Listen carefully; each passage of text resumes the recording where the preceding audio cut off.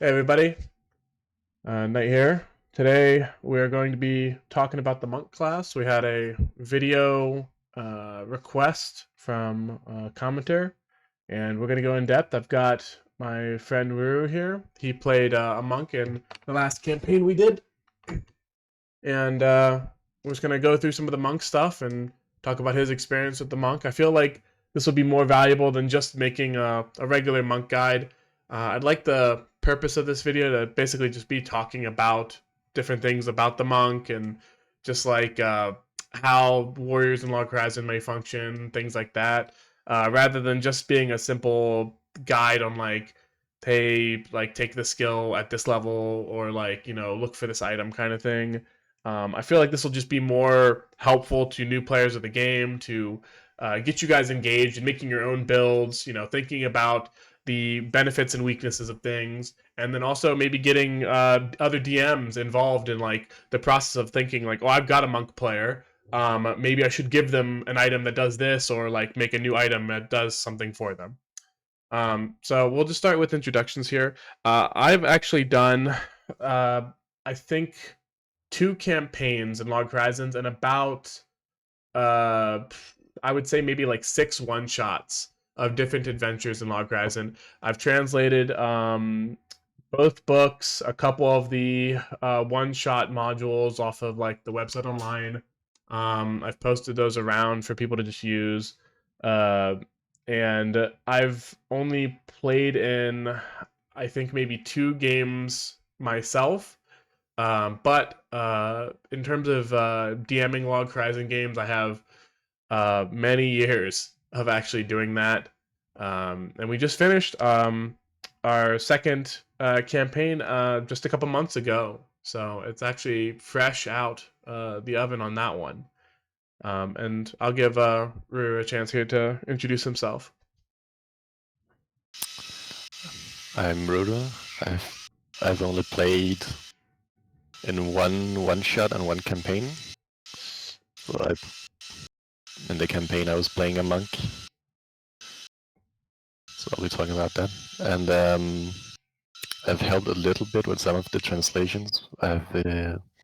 We checked through the skills for errors and stuff. And worked on a foundry system for Log Horizon, which isn't quite ready yet. But that's what we played our campaign in, building it along the way. And that one's separate. There's another group that's also doing a Foundry Log Horizon thing. I don't remember their name, but we're not them. Ours was mostly for personal home use, and then maybe we were gonna release it for just people to have fun and use. I'm generally an advocate of like helping people get into the game to make it something people can enjoy and have fun with. Considering it hasn't been officially translated yet, so it's not really overseas yet for people to really enjoy. So the only way you can enjoy it if you don't know the language is to rely on people like us to actually help get the content to you. Yeah. So Yeah, the go. other system for Foundry is probably fine. We're taking a quick look at it. I haven't tried it out. I'm sure they did a fine job. Ours is not quite ready. I guess it's just been for personal use. Yeah. So I'm gonna start off by just talking about the Log Horizon TRPG system, what it is, how it works, and then we'll start delving into some of the more monk stuff and the warrior archetype stuff.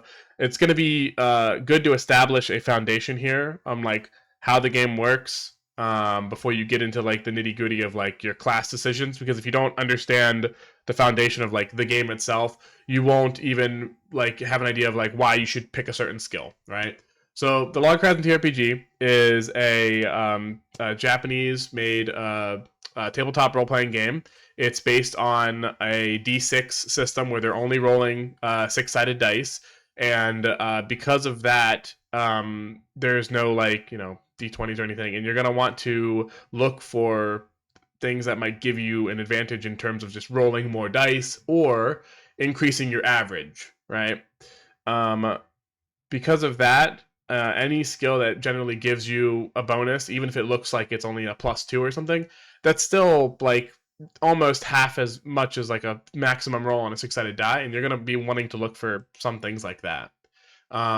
The Log Horizon TRPG, most of the stuff in there is mostly focused around the combat scenario. So like if you crack open any Log Horizon TRPG rulebook, you're gonna find a bunch of like numbers, spreadsheets, and dialogue about just like running combat scenarios. When it comes to the roleplay elements of this, there's going to be a lot of like self-made roleplay. You're going to need to like put in the effort yourself to like set up a scene, do this or that, and then when it comes to sort of like ability checks for things like that, it's really going to be on like the DM to influence and implement those kind of roles in the game. So when it comes to understanding like, is athletics valuable to get? Is like, let's say negotiation valuable to get? That is literally a case-by-case basis for your DM and the kind of game you're playing in. If you're playing in like a combat heavy, situation where it's like by the numbers, you're on a plane and you're fighting some mobs, athletics might not be that valuable. But if you got a DM who's like cool with you saying like, I want to climb that wall to get up there to maybe drop the chandelier down on the monster to pin it down while my teammates can beat it up because it keeps moving around and I don't want it to move around, then athletics will be super valuable, right? Because it'll give you a higher chance to climb the wall, to do whatever. And in general, the dungeon master will set all the difficulty checks and things like that for that kind of thing. Let's see. So we're gonna move. Did you have anything that you wanted to say about the system itself, or like Log Horizon in general, the TRPG? I think it's really cool. Yeah, it's pretty cool. It's very focused on the combat. There's not much rules for outside of combat.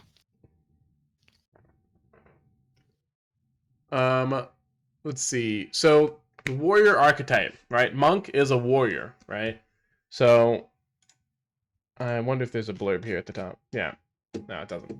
But anyway, so the warriors are basically your tank class, right? Log Horizon TRPG is based off of an MMO, like a massively multiplayer online game that's like role playing, right? In these games, like World of Warcraft, like Final Fantasy 14, like any other MMO you can think of, there's usually like a golden triangle of roles, right? In Log Horizon, it's more of a square, but not in the way you're probably thinking. There is a tank, there's heals, and then there's two types of DPS, right? Generally, enemies in this game come with different strengths and weaknesses where it makes you want this square over a triangle. So in most cases, an optimal play group is going to be of like 4 people or more, depending on however much your GM wants to handle. You can still run with less than that, but your GM needs to just work a lot harder to make it kind of function. Otherwise, you're going to be probably feeling the strain on the system itself as it like has to collide its little Lego blocks together at an odd angle, right? And we'll get more into like how what the Lego blocks are essentially, which is like hate values and like healing and things like that, like because certain classes can't do certain things that other classes can, and roles and things like that. But the warrior archetype consists of 3 baseline classes. If you see anything on this list, it's probably homebrew otherwise. The 3 baseline classes are guardian, there's monk, and then there's samurai, right? They all kind of do different things, but in general, their archetype is the defensive tank. They're supposed to take the attention of the mobs, take the damage, most of it if they can, and then lower everybody else's hate, right?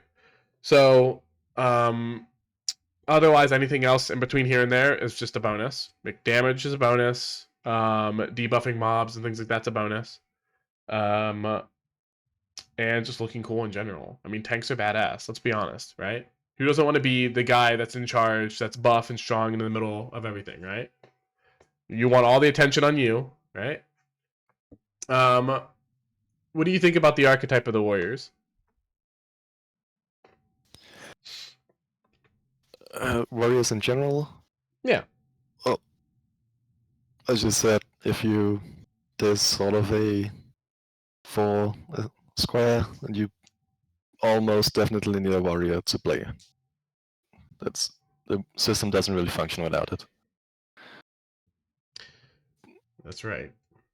They can take a lot of more damage. They can take a lot more focus from the enemies, depending on which one you take. That's how you do it, but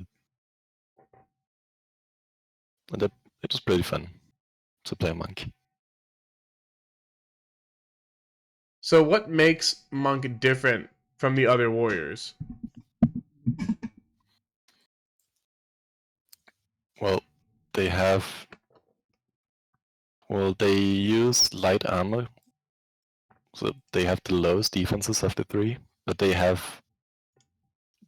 get a skill for free that gives them extra dice for evasion and resistance, which I don't think there's any other way to get that unless you have some custom-made stuff from the DM. And they have the highest HP of any class. On top of that, they actually, so you mentioned the athletics earlier and climbing around, they have biggest bonus to any skill you can get, I think, with Kung Fu action that gives them extra athletics. So you can really be a monk that's running around all over the place and jumping around. And they also, which in combat is complemented by, they have a lot of mobility. Most classes can only move with their normal moves and then maybe one of the other types of actions there. Monk can move on almost any type of action. So you can move around a lot. I think those are the biggest differences.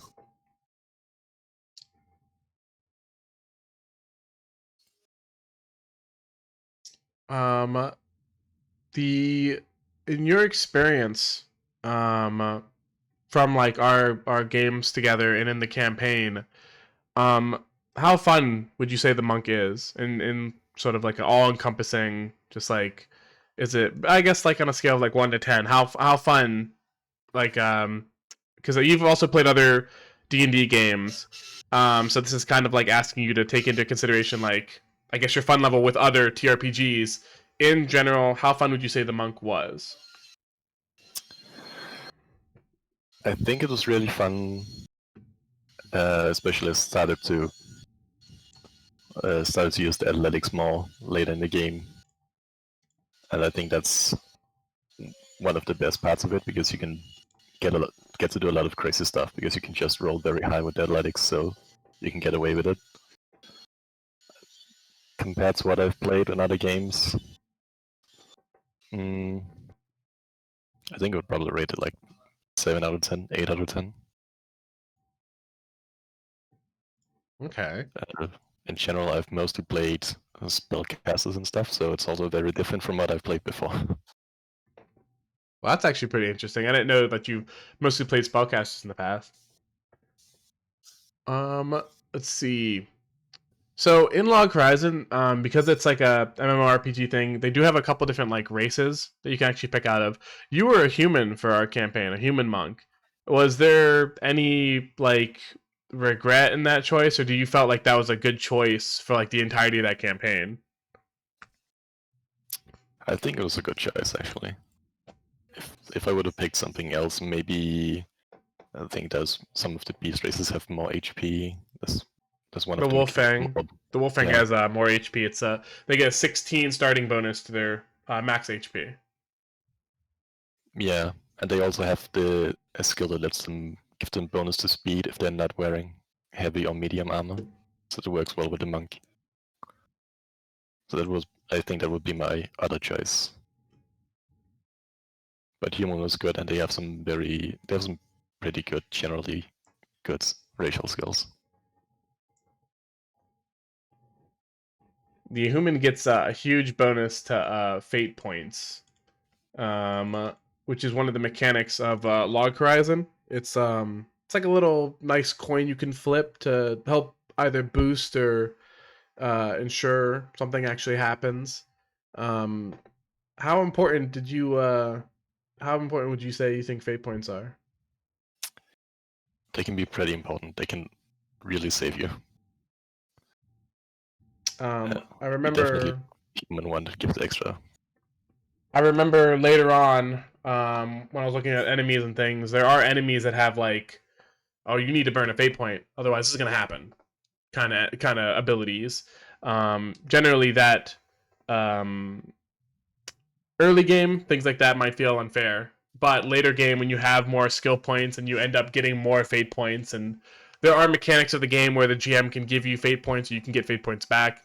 Once you have a good amount, it starts to feel less unfair for certain enemies to just be like, you need to burn a fate point or else this happens, kind of thing. It honestly kind of reminds me. There was a recent video game that came out called Fear and Hunger. They have like a coin flip mechanic to either like if you win the coin flip, good. If you fail, very bad, very very bad. It kind of feels like it could help you there, but just in terms of later enemies, that we never had anything like that early game, and I really wouldn't recommend that either. So You have to be careful early game as a DM, I think. Yes, there's pretty limited skill points for characters at the start. yeah, we're gonna go over that too. So let's talk about some of the stats of the monk, right? So on screen right now, I'm showing off the warrior archetype, little text box here, and the monk, right? So the monk starts out with 4 strength, 4 dex, 2 pow, no int, 55 HP, and a plus 9 HP mod. So every level you're gonna get 9 HP on top of what you already have. You every 3 points is a mod value. The mod value is added directly onto your rolls for skills such as evasion, resistance, athletics, things like that. Um, and your strength directly adds into your armor, and your int directly adds into your magic defense. Your strength and int together are going to give you more initiative, which will let you have a starting point over enemies to let you go before they do. Um, and your POW is going to help you with your resistance rolls, and your Dex is going to help you with your evasion rolls. So whenever you're looking at your starting stats, you'll also notice that your race gives you starting stats as well. For Ruru here, as a human, he could put 1 into any of those 4 starting stats: strength, dex, power, int. Just you can't put both of them in the same point. Um, and that flexibility allows you to do pretty much whatever you kind of want with these skills to get a higher advantage here. And later on, as we talk more about skills, we'll talk more about like how boosting these stats can help you out early game and how it can propel you further long game if you decide to do that kind of thing. Now, um, for the stats, when you first make your character, you can't go above a 7, but in base stat. But if you pick a skill after you first make your character in the skill selection, you can then go above 7, which will help boost your character early game. And it can snowball later if you keep the skills, but we'll talk later if we're going to talk at length a little bit about some of those skills when we get to like a skill point section. So I don't want to get too hung up on the advantages and disadvantages of boosting those skill points early on. When you also get the ability to distribute 5 bonus points, which for Ruru was on top of the 2 that could go into any other thing. So in general, he was able to boost his stats kind of like in his own specific way to give him his playstyle at the beginning of the game. When you were going into adding those 5 bonus points, did you have a plan in mind? Was it like important that you hit a certain stat threshold that you felt you were comfortable with, or were you kind of the one where you wanted to like make up for the weaknesses of the monk? Like, did you put points into int to make up for that 0? Like, what was your plan when you had those 5 bonus points? I put all my points in Dex and Power because those are the ones you use for evasion and resistance. So I was trying to improve the monk's ability to evade. because they also get a skill that just they can attack an enemy when they evade an attack. And so it's useful for them to try to evade, and I just try to double down on it. So I had the very low intelligence. Now, for Log Horizon stats, a lot of it, because it's based off of an MMO, when I came at it as a DM approaching it, I didn't look at a character with low intelligence as a dumb character.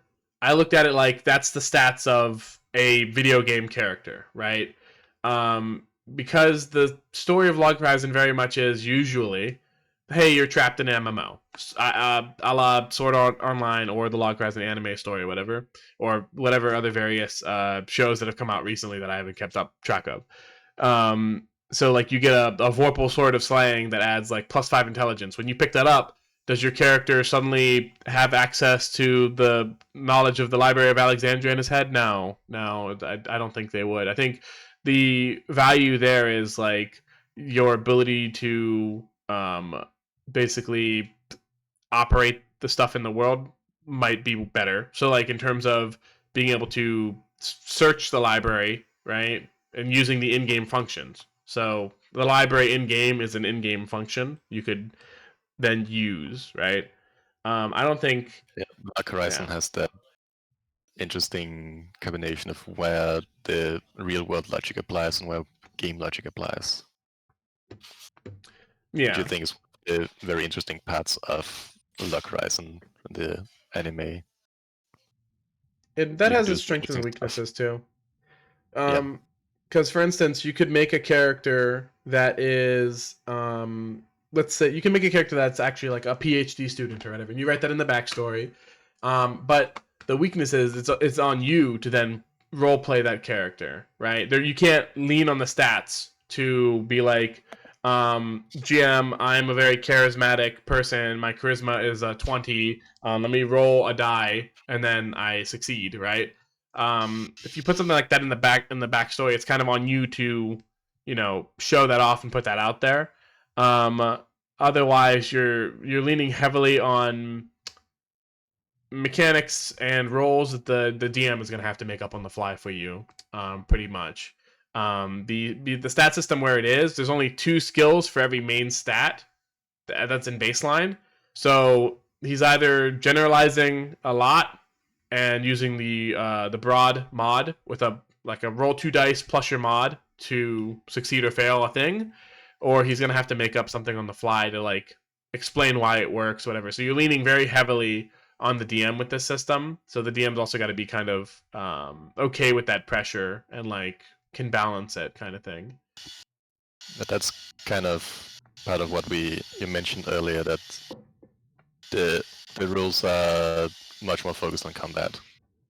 So once you're out of that and you're role playing, it's very basic. Very few skills that have to fit all the things you might do. All right. So, what the stats do? What they do? So we've got. I'll just talk very briefly about strength. Strength will give you just all the skills in general. That's strength. I said it a little bit earlier, but strength is going to give you athletics, endurance, roll checks. It's going to give you your armor that adds on to whatever armor you wear. So if you're naked, your strength will determine how much your armor you can take. Strength also determines your bare fist attack power, and your int would determine your magic power without like a weapon on. That's under the fist item for bare, unarmed, in your item sheet. If you look under weapons, attack power equal to your strength mod, magic power equal to your int mod, and it is considered to be able to punch. Then you've got your dex. Your dex is going to be your evasion, your disable checks to disable traps or pick blocks or whatever you want to disable, right? And then it's going to be your operate. So you're driving a horse carriage, or trying to do a complex puzzle, or shoot, you could even say operate pick locks. I don't know. Whatever your DM kind of helps you, massage it in to make it work. Your POW is going to be your resistance rolls, but it's also going to be your negotiation, and it is going to be. Oh shoot! What was the other one? Oh no, I'm fading. Rue, can you help me out? What was the other one? The other stat. I don't remember that one. Crap. Have you mentioned int? Oh, perception. No, I haven't. I was talking about it was perception and negotiation. That's what it was. So, Oh yeah. POW is your perception, being able to perceive, and then you've got your negotiation skills, pretty much. Int is your knowledge and your ability to analyze, which are actually very important for everybody. Being able to analyze helps everybody out.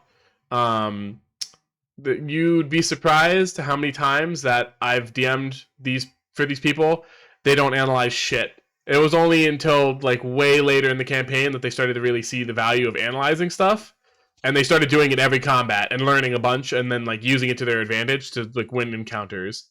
Before it was just like, I'm gonna run in and punch them. How much damage did I do? Okay.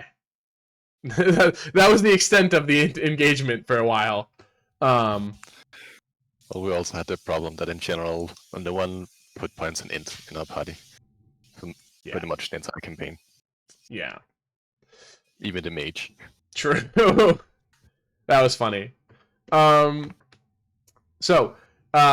Interestingly, your accuracy is actually figured out by your highest mod value of any skill. So no matter what you have the most points in, even as a monk, like it doesn't matter. So if you did dump int and somehow it was your highest stat, that is your accuracy as well. It gives you bonus.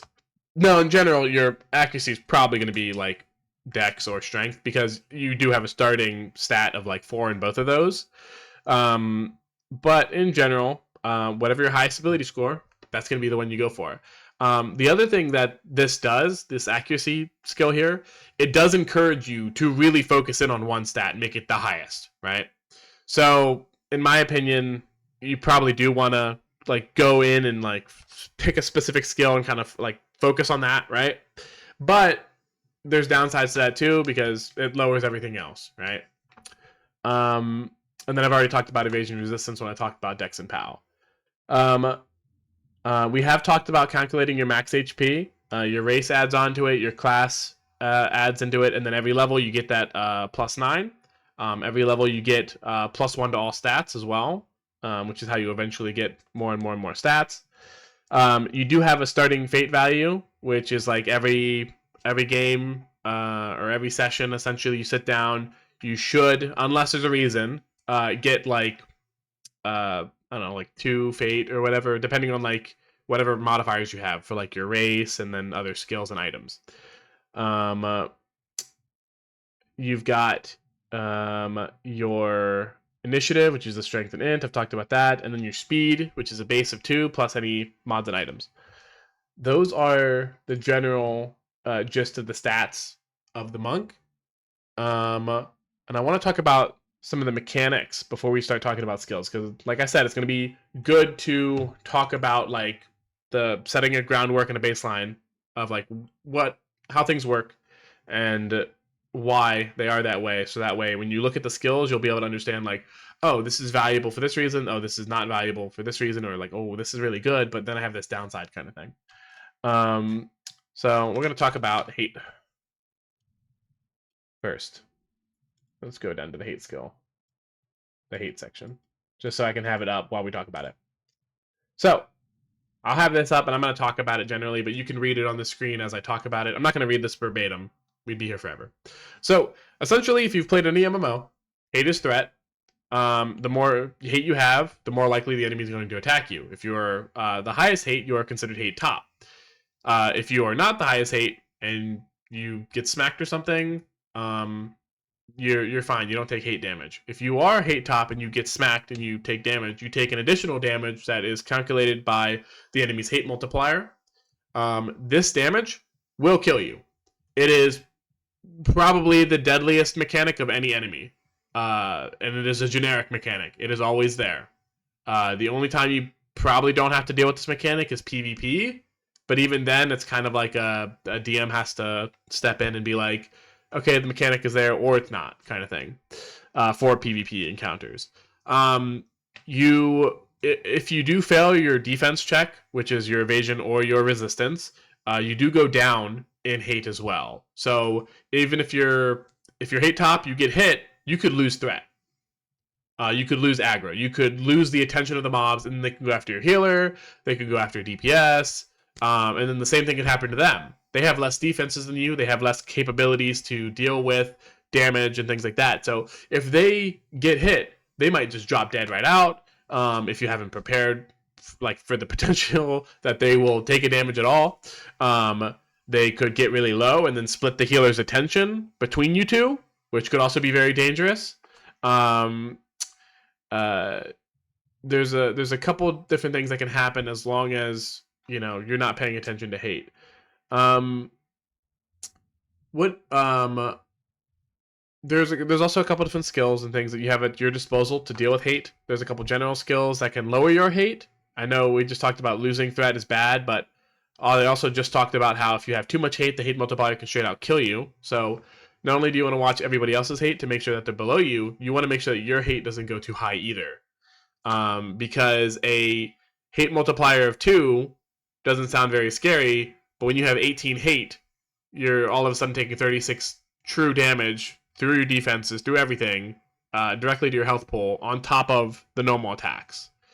So just be aware that skills like Fake Death, which can lower your hate by 5, can be a good skill to take in a situation where you've got an enemy that is going to do a lot of hate damage, and you need to keep in mind that you could instantly drop from something like that. A good thing to note: props don't have hate, so traps won't trigger hate. Usually, mechanical creatures don't have hate either. So if you're fighting like a golem or something, they usually don't have hate. In the base game, at least, your DM might have other interests on that. But in my opinion, mechanical stuff should probably stay that way.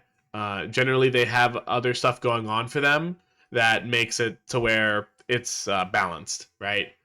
You wouldn't really want to unbalance that too much unless you have a plan to deal with it.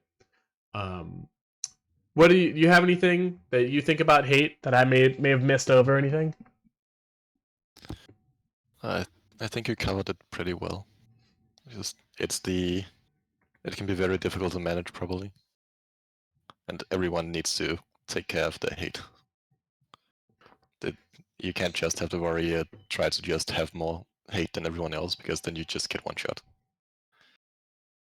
It is probably the main mechanic that requires you to have a healer, because you're gonna take too much damage without a healer. So it's one way of enforcing this. You need to have the tank and the healer and DPS. And if you're missing any of them, you can't keep up with combat. All right. So don't underestimate hate. Let's see. Okay.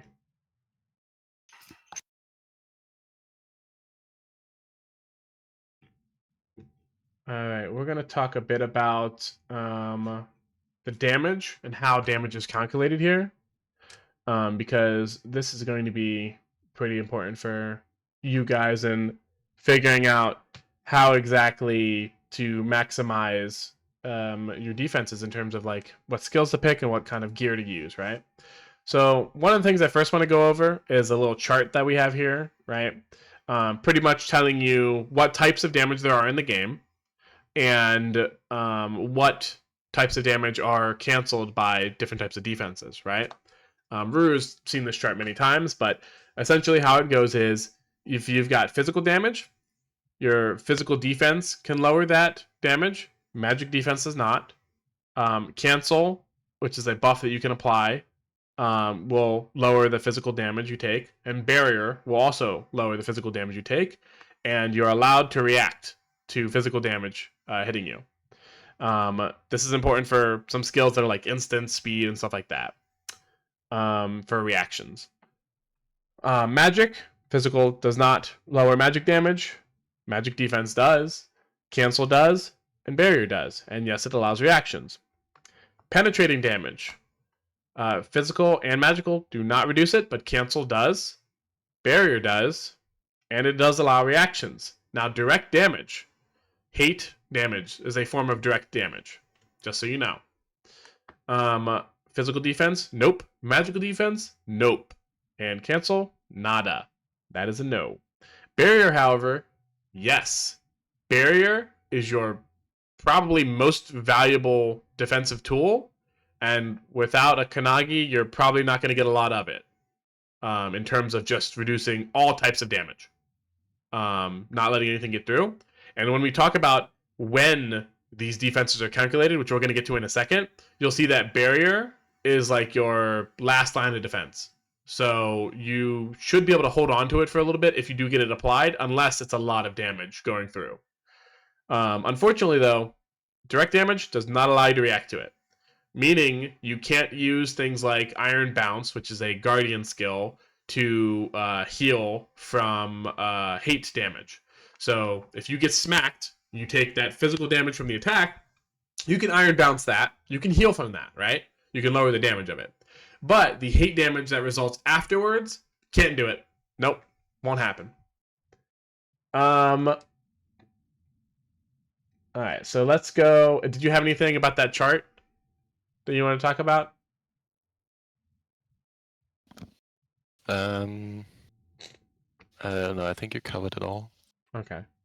Just, yeah, the only thing you can use against direct damage is barrier. Direct damage doesn't happen too often, except for hate damage. Alright, so we're going to go over the attack steps here. So you declare you want to make an attack. You roll your accuracy.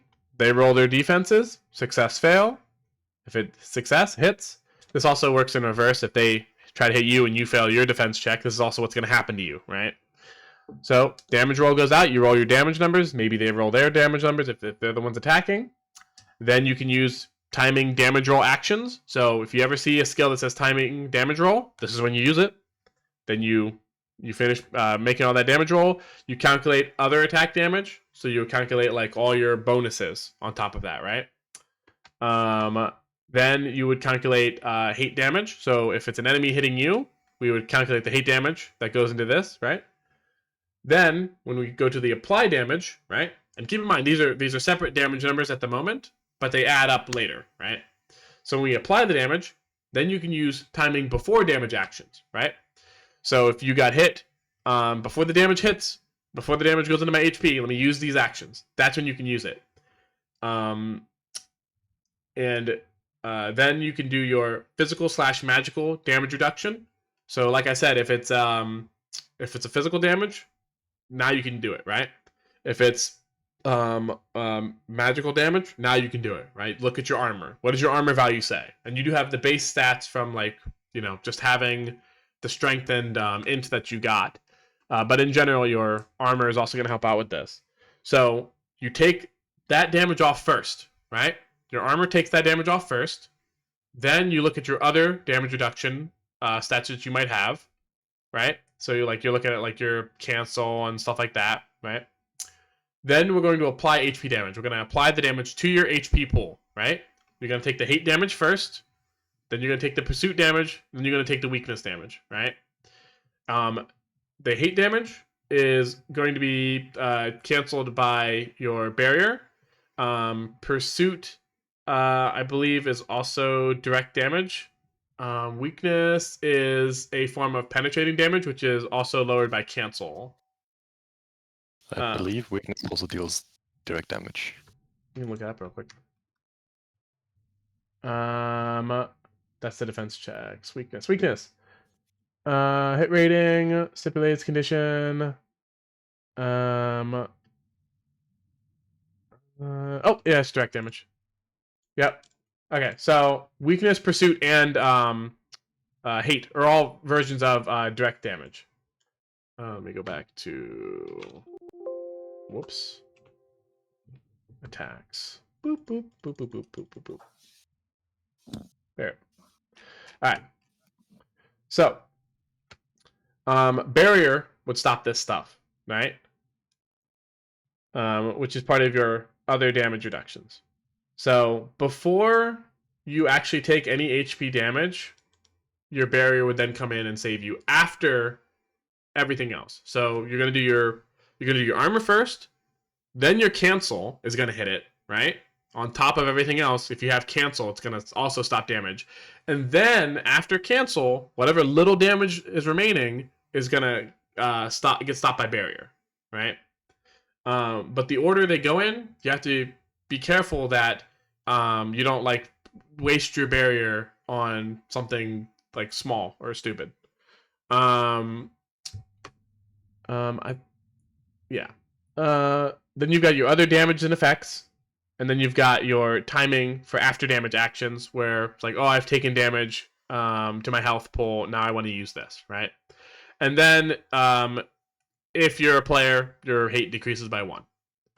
Then you can go to any secondary effects, which if the skill has like a secondary effect, let's say they must move or something, right? Or they must get a debuff, then you can do that, right? Do you have anything to say about the attack table or like how attacks and defenses work? No, I think you covered it pretty well. Okay. And now we're going to talk about moving. So squares and movement, right? LogHorizon works kind of like a chessboard, and it uses what they call Manhattan-style movement, right? Manhattan squares, things like that. What this means is you can only move in the 4 cardinal directions, which is north, south, east, and west, right? That might be reversed because the video is recording now. Might have gotten those two mixed up. But when you have a base speed of 2, you're only going to be able to move 2 squares, right? So if you look at this little chart here, this X being you in the center, you can move diagonally technically, but you first have to move either west, then north, or east, then south, right, to get there. And as a base ability, you do have the ability to dash for 2 extra squares, but it does eat your minor as well as your move. So you can move up to 4 squares away and get all the way in this range of a box, right? But it does use that ability. What this means is that in general, most enemies also have this range of movement as well. And this range of movement is usually on a 8x8 grid, right? Most book encounters in LogHorizon, if you look at like base encounters, are usually on an 8x8 grid. So in general, you're able to run across the battlefield in 2 turns. Generally. Now, there are certain instances or scenarios where your GM or DM might have a bigger map for you to play around in. I know I do. I like that. But if you're trying to make encounters that are balanced around like the movement of the game and like sort of your own scenarios, you kind of want to base everything around an 8x8 grid, like a little checkered board, right? Whenever it comes to moving as well, there's a hinder system. So what this means is that everybody has the ability to hinder each other, right? Shoot, your own partner could stop you from moving if they wanted to. Although that probably is counterproductive unless you really think they're doing something dumb. So if you have an enemy in your square and you lost aggro, right? And the enemy's trying to go after somebody else, you can hinder them, right? And that character's movement will immediately end. By default, the hinder in the book and everything can only target enemies, but I mean, if your DM allows it or whatever, you can target allies too, or like NPCs and stuff if if they're allies. So when their move immediately ends, they're probably going to end up targeting you again, unless they have a ranged attack to hit the highest threat target. And in general, in terms of movement, this is just a me thing, but if it came to a situation where I had a high threat tank that was on hate top, he had all the threat, and he was not in range to be attacked, right? Or I couldn't get to him physically. Like, let's say he crossed a chasm, like he jumped over athletically, right? And the chasm pit was too much for my monsters. Like, I knew they didn't have enough athletics to make that jump. He got an 18. Their maximum roll would be a 12, right? It would be insane for them to try that. They would fall to their deaths. And let's say he left his healer on the other side of the chasm. He might have hate top, but that's the closest guy. I would have the monsters go after that person. That's a me thing. You don't have to do that. Your DM might not do that. They might be dumb monsters who, like, follow a strict, code or whatever, where they're just like gonna fall off the edge of the cliff. Who knows? But in general, I think that way is probably a little bit funner, more engaging, less game bug abusing feeling. You know what I mean? There's also different types of movement, and there's different like heights and lows and things like that to keep in mind. For instance, while you're swimming, your speed goes down by 1. If you're falling, there's not really like a fall damage type of thing. Generally, there are bonuses to cover in game, but they're mostly determined by the DM. They're not like hard coded in the rules, like how they are in like Dungeons and Dragons and stuff like that. Most squares are like 5 square meters in size, but the GM can like alter that and kind of like shove as many enemies as they want into a square. Like I said, it's a checkerboard, right? Your token does not take up the entire square like in chess, right? Your token actually takes up a portion of the square, right? It could be a quarter, it could be a third, whatever the GM decides is allowable for that square. Because if you have a bunch of flying enemies that could be flying above you, you can have a lot more people in one square than you might think, right? So that's just something to keep in mind too when it comes to like movement in the game and like targeting things.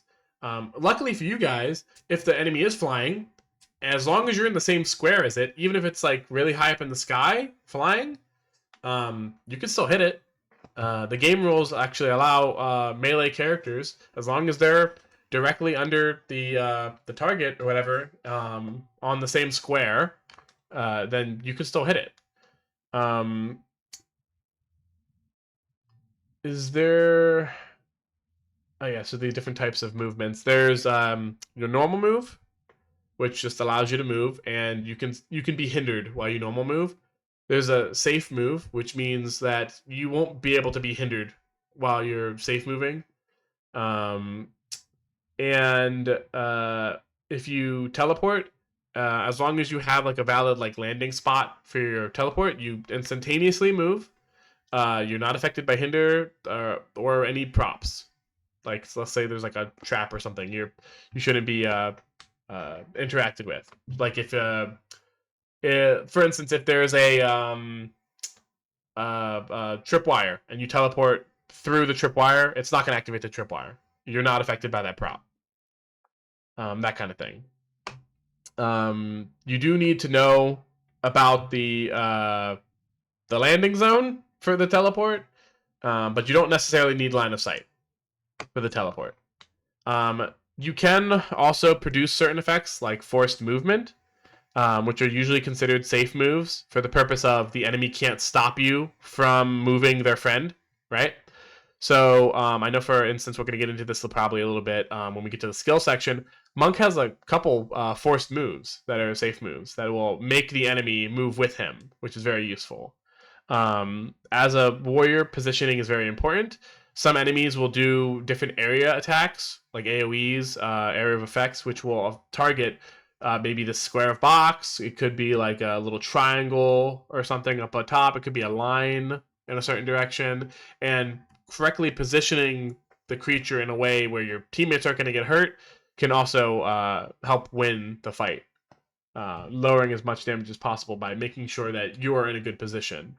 And sometimes just not being anywhere near them is a good enough defense too. Just not being in range to get hit while being hit top, so they can use their movement to try to get to you, but maybe not reach you in time to be able to do their attack, that kind of thing. It's a different example than the chasm thing. You're still in the same zone of area. He just has to try to dash to you, but he's just not fast enough to reach you, kind of thing. What do you think about movement? Your range and speed. Oh, I forgot to talk about attack range too. Yep, you mentioned that generally you'll have a speed of 2, so most players and enemies will be able to move a maximum of 4 squares in a turn. Yeah. And that's also usually the max range of ranged abilities. Very few things can reach past 4 squares. When it comes to your range, so that was like your movement, right? When it comes to your range, generally you can like only attack things that are like in your square. As a monk, there are some skills that'll say like range of 1, which will allow you to attack things 1 square away. Because as you can see on the little chart here, you see the 1, 1, 1, 1. Those skills can be very useful for when you're moving around and you're trying to hit somebody but not be in their square for like a counterattack or anything like that, or you still want to be able to move around without being hindered. In general, there's a way to do it. However, if you're going by the base rules of the game, there is an order to the skills in which they want you to use them, the actions rather. So the action economy, the way that kind of works too. We should probably talk about the action economy. I actually forgot to write that down. We'll talk about that very briefly, because there's not too much to get into with that, to be honest. We'll talk a little bit about that when we get to skills. When it comes to the order that you do things in the base game, they want you to do things a certain way. I personally like being able to do them in any order. Like, I want to move first, then attack, then maybe I want to use this, or I want to attack, then move, you know. It's up to the GM how they want to run their game, and if everybody agrees that, this is going to be more fun, probably do it that way. In general, usually the way games probably should be played. Have fun with everybody. Now, in terms of action economy, like every game that has limited actions, the amount of actions you do in your turn going to be very important. You've got your major action, which is usually like your most important action of the turn. You've got your minor action, which is like a bonus action from D&D. It helps you do things. It could be buffing your damage on your main action. It could be doing some sort of sport skill, some debuff on the enemy, something. You've got your movement action, which lets you move. It could also be to do something else, depending on what skill you've chosen that uses up the move action. And then you've got an instant action. Your instant action is basically your reaction. So you can use it on like enemy turns, when they hit you or do something. You can use it in reaction to something, pretty much. Like, based on the timing, right, of the skill. The timing could be like after damage, before damage, during an action, during an attack declaration, like a roll for a defense check or something like that. Could be during any of those things. How important do you think it is to basically fulfill all the possibilities of like every potential like action timing, like maximizing your action economy? Well, yeah, I think it's pretty important to at least have a minor and a major you can use every turn. For the monk, they get for free as a skill for reducing an ally's hate Laughing as a taunt. minor action. Yeah, laughing So taunt. if you have that and you have your some major attack as your main attack, then you have something to use all of your stuff every turn. You might want to pick up a minor action you can use in case Laughing Taunt isn't in range of an ally, or no one needs to have their hate reduced. But your free skill covers the basics of using your action economy.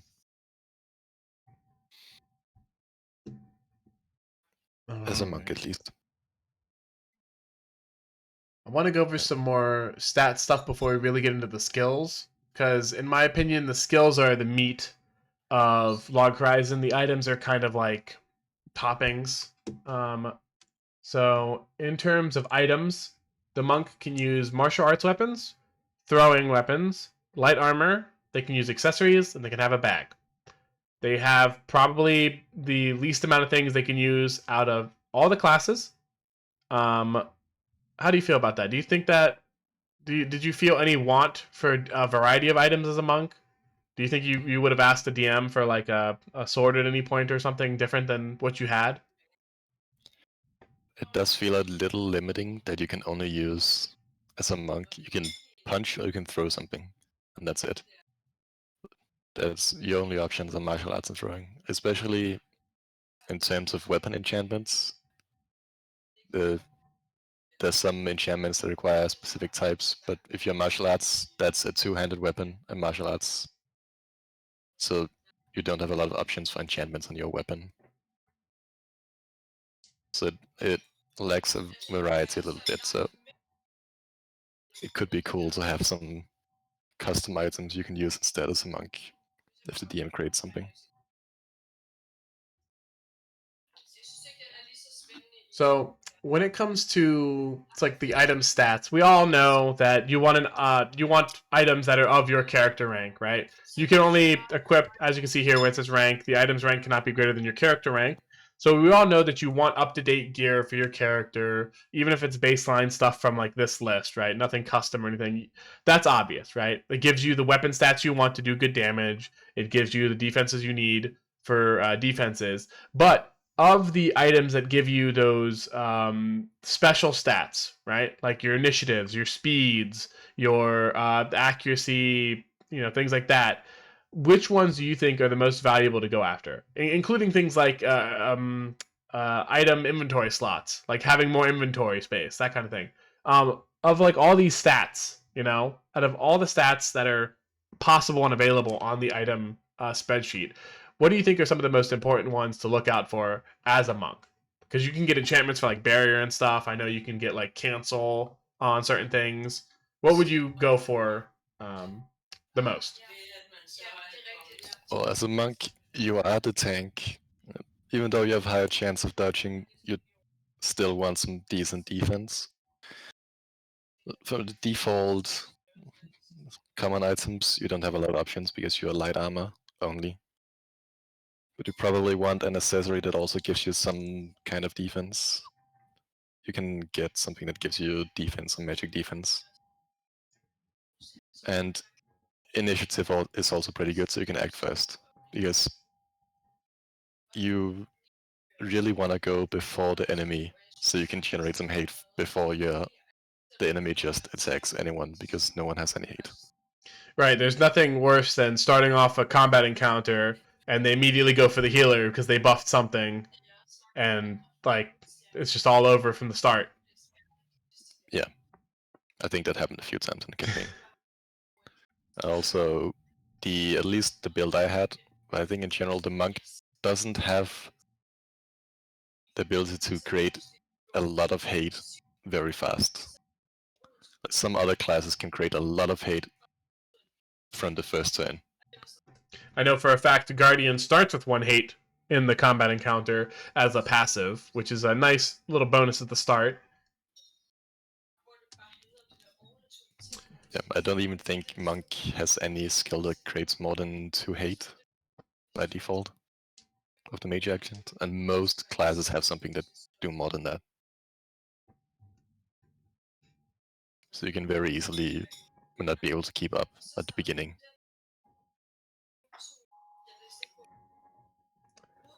When it comes to items like food and medicine, consumables, was there anything you felt like you wish you had more of with you, like during your playtime in combat or like just in general having?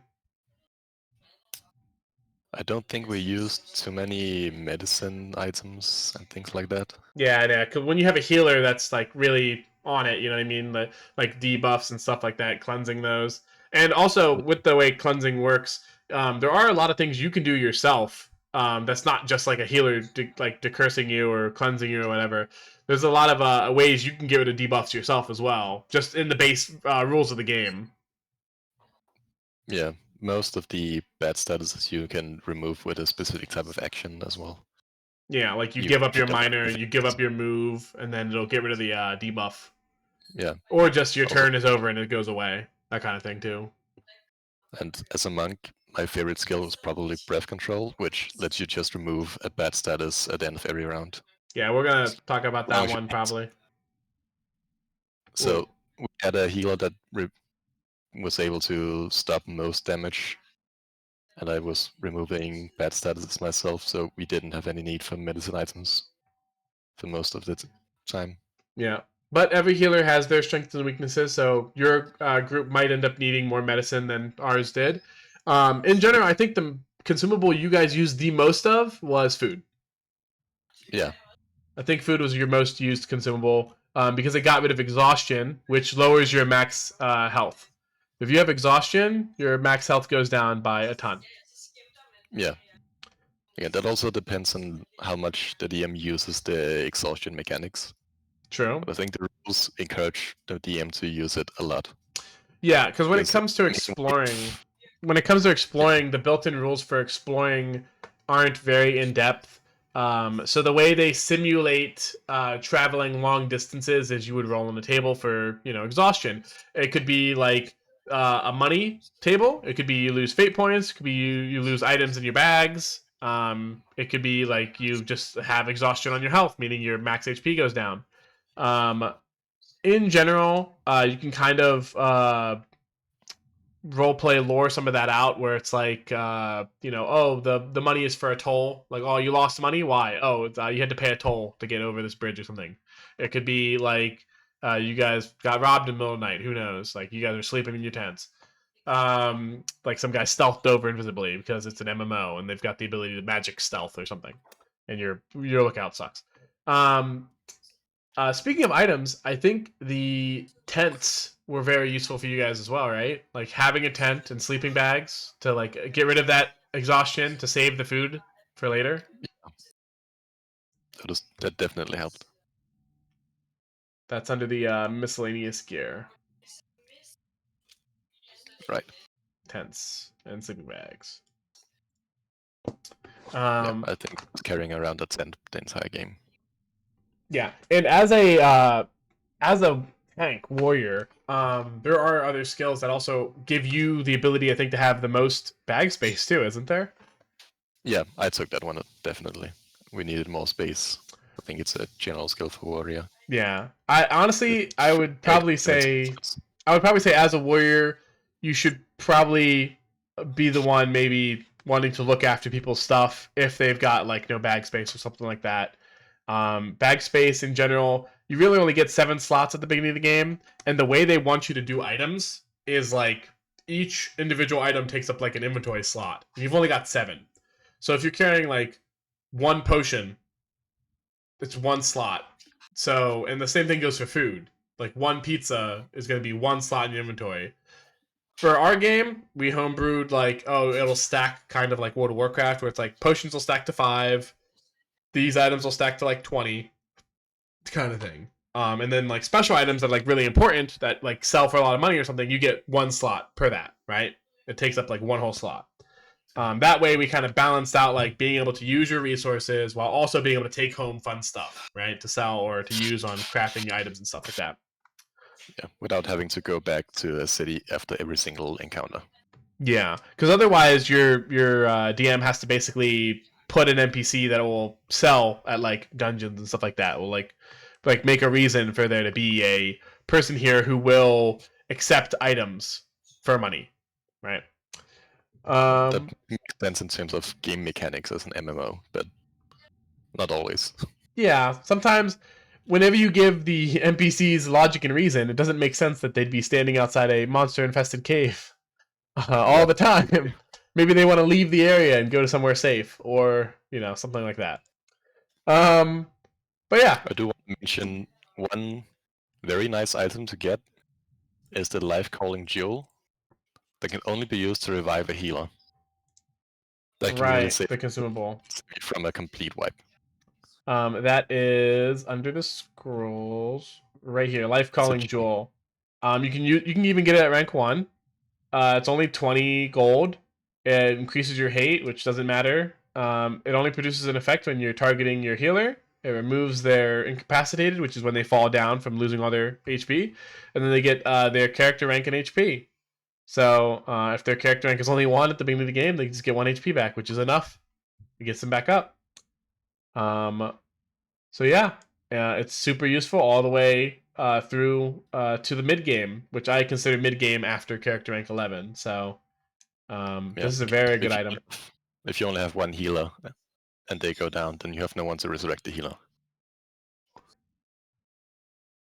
And that's I believe the only 2 archetypes that have the ability to remove themselves from incapacitated like that are the warriors and the healers. They both have versions of like a get back up from being smacked down, because they are usually the ones that end up with the most hate if they're end up not accidentally managing their hate properly. Unless you have a sorcerer that just they can really spend a lot of hate. Yeah. All right. I think it's. Oh, actually, before we get into the skills, did you have any cool ideas for like a monk item during your playtime, or anything like you wish like I maybe could have given you? I'm not really sure what it would be, but there could be something cool that I think there's actually a name that's in the book that improves breath control, which was my most used ability. There's no way I could have given you that. The thing is broken. But other than that, maybe something. My main attack for most of the game was lightning straight. Would have been cool to have something to improve that. I think the named items from monk, at least the weapons, not very interesting. Yeah. I feel like when it comes to named items, for the amount of, I feel like for the amount of money and stuff you put into them, you really need to feel their effects in combat. Like it's got to be something that really changes the way you play for it to be worth it. I tried to give you guys items whenever I would make custom items that would really change the way you viewed like how your character played. Like all of a sudden when I gave you guys like there was a pair of boots I gave you that changed your no, that was for Ace, but I gave you something else that changed your Phantom Step into like a more usable version that you'd be able to use it more, and it changed everything completely for you. You were able to go from one side of the map to the other very easily, and be able to do like a ton of stuff. Yeah, so I feel like items like that are the items where you should make those more expensive, kind of like named items, where it really lets your players have fun. And in my opinion, like those items were really powerful. I don't think they were broken. They were definitely strong, though. Yeah, running across the map generated a lot of hate for me. Yeah, so the downside was every time he used it, it would basically increase his hate by like 1. And he could reuse it a bunch to move like a lot. But, like we were talking earlier, having a lot of hate, not a smart idea. So, it's not like it was very abusable. And with downsides like that, I mean, you could kind of make items kind of balanced, right? But in general, like, a lot of the items that are in the base game, I feel like maybe you might want to buff them a little bit to kind of give them that little bit of oomph. There are some that are good, but it's just a general my feeling thing after having played it for a while. I think it's time to talk about skills, right? So now you've played from character rank 1 to 8. We ended the campaign at character rank 8. How would you say what would you say would be like the best skills to take at an early character rank? Like You're level 1 to 2 to 3. Well, I think for your major action, you probably want to take either Lightning Strike or Wyvern Kick, because the other major actions available to the monk don't do a lot of damage as a base. Wyvern Kick has the highest base damage, I think. Deal skill rank +3 dice. And Lightning Strike is just very efficient with skill points. It's a skill rank ×2 number of dice for your damage. So you need less skill points for Lightning Strike to keep up with damage for other skills. And it is shock tagged, which means that it can either benefit or be lowered in damage by things that have either weakness to shock or cancel to shock as well. When it comes to those types of damage, like if they're tagged like flame, cold, shock, blight, or holy, those aren't necessarily like separate damage types. Shock doesn't necessarily make it magical damage. It just means that if an enemy has a specific resistance to that tag, it'll lower the damage of it or increase the damage of it. That's the way Log Horizon kind of works. Just so you know, if you ever want to know if something's physical or magical, it'll literally tell you in the description. So for instance, Lightning Strike deals physical damage. That's how you'll know. If you read, it says literally it'll deal magical damage or physical damage. Yeah, it's just very efficient in terms of skill points. So if you want to have more points to put in something else, and without losing too much damage. It also has a nice side effect of if the enemy is regen, it doesn't work for this round. And if they have a barrier, you can just remove the barrier instead of dealing damage. So it's situationally useful if you run into enemies that have that. But just the damage for very low skill points is good. Other than that, depending on what kind of healer you have, we had a Kanagi, so it was mainly barriers and not so much actually HP healing. So I had breath control, so I could heal myself when I actually took damage and remove a bad status. It's good with just 1 point in it. Remove bad status at the end of every round. Very useful. I think those are the main ones you want to look at the beginning, and then you can begin to look at skills like Silent Palm that lets you prevent safe moves as well as normal moves. If you can hit the enemy, you can upgrade your movement by taking. The monk has 2 move skills. Move timing, adhesion B is just a normal move, but at the end of the move, you can take a safe move if you stop next to an enemy. So sometimes you can move 1 square extra for the same just 1 skill point. And drag move, you can pull an enemy with you if there's no other enemy in the same square, so you can reposition. I've got to say, drag move, one of the most infuriating skills I've ever had to DM against. When I have a plan for an enemy to be in a specific spot for a skill to go off, for him to move it literally 1 square and ruin everything, it just peak. Yeah. Like, anger. It was amazing.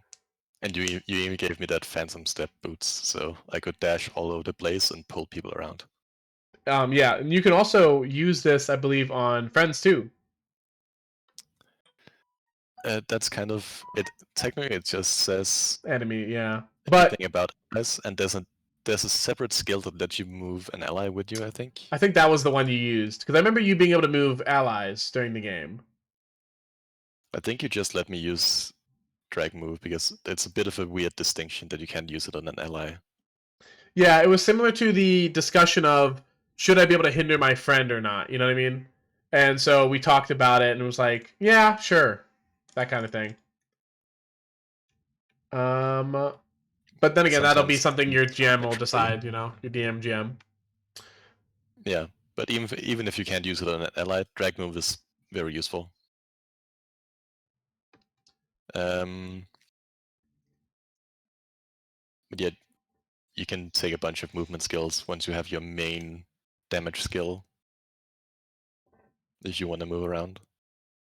But I think most important in the beginning, take Lightning Strike or Wyvern Kick because they just have decent damage at the beginning. And the rules do let you change your skills around, depending on your DM, of course. But yeah, we're gonna talk about the reconstruction chart. We're gonna talk about the reconstruction chart in a later bit here. After probably we've talked about all those skills. Yeah, but one of those two are probably gonna be your main when you need to deal damage. That's not your main job, but you'll need to do some damage as well. Yeah, it's important for everybody to do a little bit. And for general skills, I would recommend there's Payload is a warrior skill, extra inventory space. Very useful, especially if you're playing by the book, that items do not stack. Yeah, if you're playing by the book, items do not stack. I'd say Payload. You want to max that out first. Yeah, I think it's 4 inventory slots per level. Yeah, it's 12 at max. That's a lot. The monk also has. You can take Soul Infusion, which is very nice because when you roll on exhaustion, if it's against stamina or energy, I think that's losing max HP and losing fate points. You can let your entire party roll twice and take the best result. Yeah, it's target wide 20 pick. Well. And you get an extra fate point. Oh, that's yeah. Very good one. How good it is, again, depends on the DM, how much you use exhaustion mechanic. And then there's Kung Fu Action, the one of the best general skills in the game, because it's just a massive bonus to athletics. You can get 3 extra dice for athletics. I don't think there is any other skill that lets you do that with anything else. Yeah, I don't think any other class has any bonus that's that big, other than maybe I think either Swashbuckler or Assassin can get like a buttload of like disable dice, but that's like a specific like just disable. I don't think they can get quite as many. I think there might be a few skills that give 2 dice to a check. I don't think there's anything that gives 3 dice to a single type of check. And it's not even a training skill. Most of the others that do that trainings. Yeah, we're going to talk about the training stuff too. Probably before we talk about the reconstruction chart. Because you've probably noticed there's a couple different tags here on different skills and they mean different things. We're going to talk about some of that. Because we've talked about He's and B, which is like a movement tag skill, and some of the other ones that have like different tags, like melee attack and things like that. So we've talked about branching out from like getting your main damage skill and then maybe like branching out to get some movement based stuff. How much do you think like would you save things like your own hate reduction skills like for like way later, or do you think like that's something that you should still keep in mind early on, or do you think that should just stay as like a I get hit, I lower my hate, whatever, or you should talk with your healer to use pacification or something like that, because pacification reduces 3 hate when it's cast on you instead of them healing you for their major action? I think I'm not sure about the other warrior classes, but monk doesn't feel like it has a lot of good ways to reduce hate. So their own hate specifically. Something like their own hate. They can reduce allies' hate with a minor every round. And also that I believe also has a range to it. Yeah, 2 squares range. So a lot of the other, unfortunately, a lot of the other. And because it's on a minor, the other tanks have a little bit of issue with it, where like not only is it like a range, but it uses an odd timing. Guardian specifically is the one that probably blows the most, where it's used on move. So like you can't go anywhere if you use it. So Guardian is probably like the worst, in my opinion, to reduce hate. So this isn't a video about them, but maybe we'll make one of those later. But yeah, Monk definitely has one of the best, like, Laughing Taunt, I think, is probably one of the best, like, threat hate lowering skills on other people. But in general, prioritizing like self hate, like after movement and after damage, would say? Yeah. Like, fake death can be good, but it's also, it reduces your hate by 5, so that very easily puts you below your team. And Monk doesn't generate too much hate at once, usually. Yeah, as we were saying earlier, your main attack is only really going to do like 2 hate per attack, so you're kind of relying on your taunt to also boost you up a little bit, and then also hopefully maybe getting some hate from dodging or whatever you've got going on. Yeah, you have to be careful with the Shadowless Kick, where you can deal damage every time you dodge an attack, but that's 1 hate that can quickly get out of control. Yeah, because you're going to be dodging them like crazy. The only way. That's pretty much the only way I generated a lot of hate in the beginning. Yeah, you get swarmed by all the enemies by being hate top, and then dodge, dodge, dodge, kick, kick, kick, kick, and then it's just like 1 hate, 2 hate, 3 hate, 4 hate. All of a sudden, after one round of like 5 enemies, you've got 7 hate after the first turn. Because you do your attack, you're at 2 hate. Hopefully, everybody else stays below you. 5 enemies attack you, you're at 7 hate. 7 hate. Remember what I said before? 7 hate times 2. You've got 5 mobs attacking you. You might as well turn that 7 into 70 direct damage. Because it's 2 times 10 times the 7 hate. If they hit you, actually. So, it can go real bad, real fast, if you don't pay attention to it. And, like, plan for, like, these kind of situations to maybe pop up. Let's see. So, what about any cool skill combos? Do you have any cool monk tech that you've thought of over your time of playing? There was one strategy that I wanted to try, but we only got to try it at the end because no one really had a build that worked with it. But Monk has an interesting combo of 2 skills, Tiger Echo Fist and Aerial Rave. Because there's the pursuit status where if you have pursuit on you and you get hit, then you take direct damage from that pursuit stack and the pursuit disappears. But Monk has Aerial Rave that lets its next attack trigger all pursuit stacks instead of only one. And Tycho Echo Fist is an attack that does not remove pursuit that it triggers. So you can trigger all pursuit on an enemy without removing it. And pursuit is direct damage, so that can be a lot. But Monk by itself only has 1 skill that can apply pursuit, and it's once per scene, so generally once per combat. So it only works if you have an ally that can apply pursuit consistently. Which Swashbuckler at the end that could apply a bunch of pursuit at once. Yeah, Swashbuckler is definitely one of those DPS classes that can help you apply a bunch of pursuit. I believe in terms of casters, Enchanter would probably be your best bet there for adding pursuit with like Thornbind Hostage and stuff like that. Healers also can use assist attack to apply some pursuit, but yeah, Swashbuckler is probably the strongest synergy, and it's almost free damage because Tycho Echo Fist, the damage of it is not that low. It's pretty decent. Yeah, if you compare it to like a 1 point in Lightning Shade, it's going to do the same amount of damage as that. If you compare it to the scaling of Wyvern Kick, it's only 1 less total dice. If you put like point, unless you get Wyvern Kick to 5 points. Of course, it scales off at 3 points. I think Tycho Echo Fist is probably the 3rd strongest skill at max. I think Wyvern Kick ends up with 8 dice, Lightning Strike with 6, Tiger Echo with 5.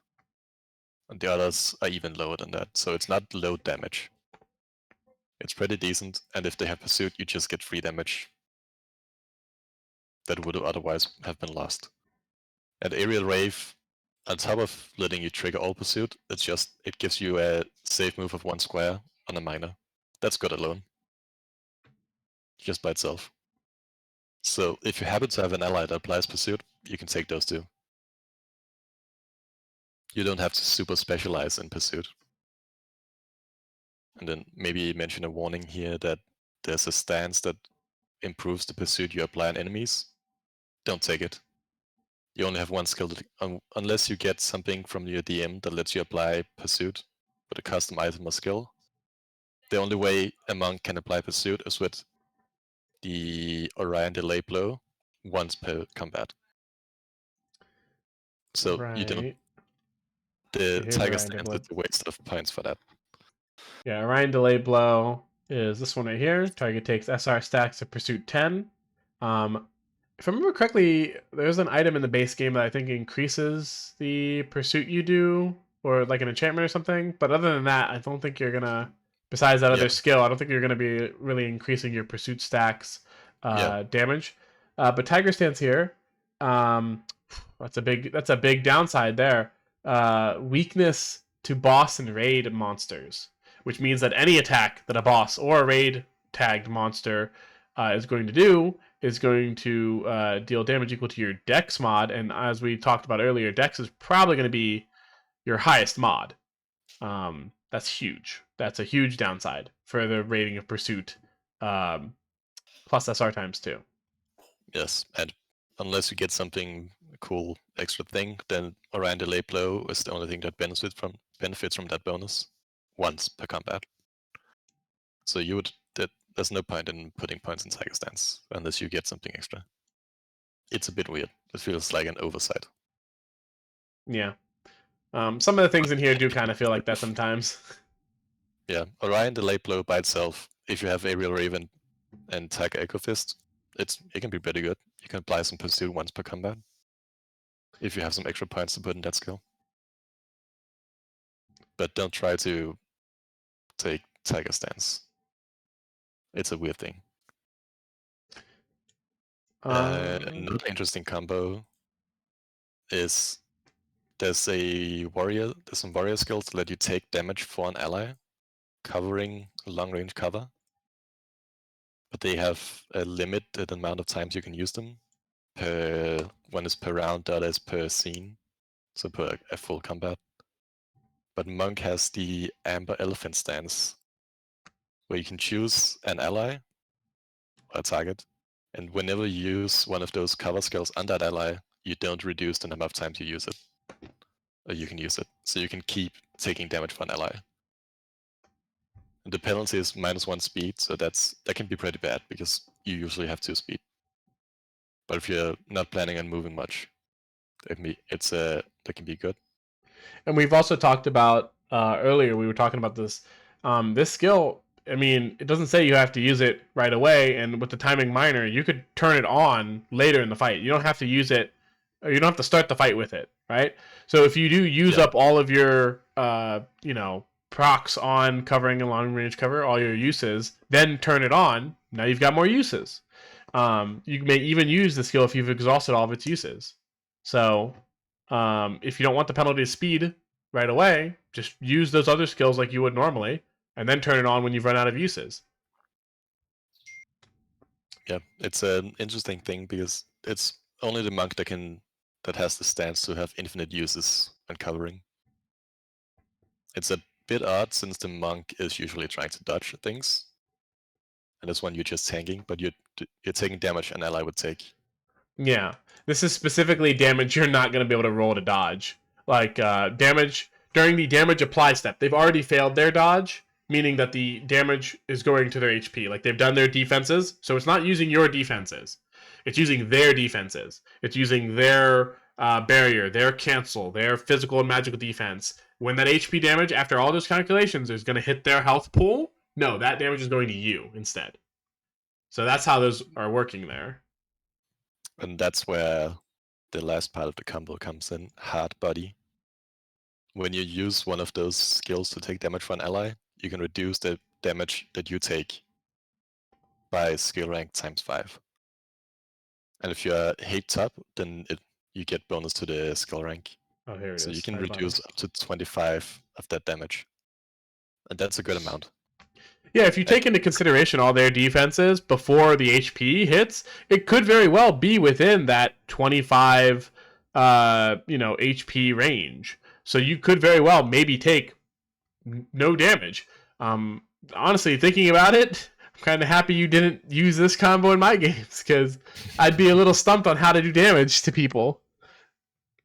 Yeah. But this is a pretty big point investment if you look at it, though. I mean, that's 3 points there. you've got at least 1 point. Yeah, Amber Elephant Stance is 1 point, and so it's at least 1 point in the other two types of covering.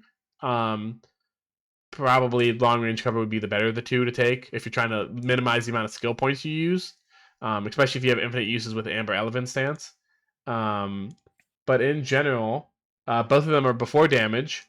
Both of them are target single. So if you're trying to save on skill points with this, probably long range cover is the one to go for of the two. If you're trying to do this combo with the infinite uses, you don't probably need both of them. Yeah.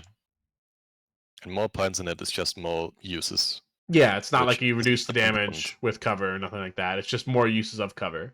So for 3 points, to get like just the base combo going, that's a pretty good investment. 3 points. Most 2-point combos, really good. 3 points, it's decent.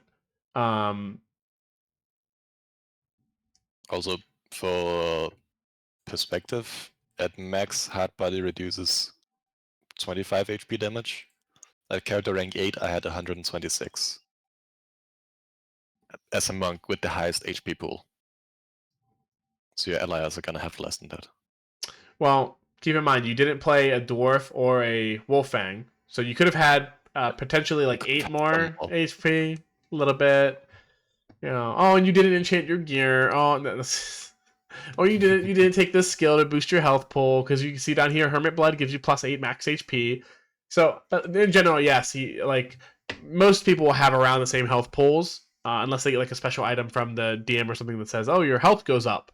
I've never did an item like that. I feel that would have been a little bit weird. I usually just give them more defenses or something more effective health pool rather than just boost their health in general.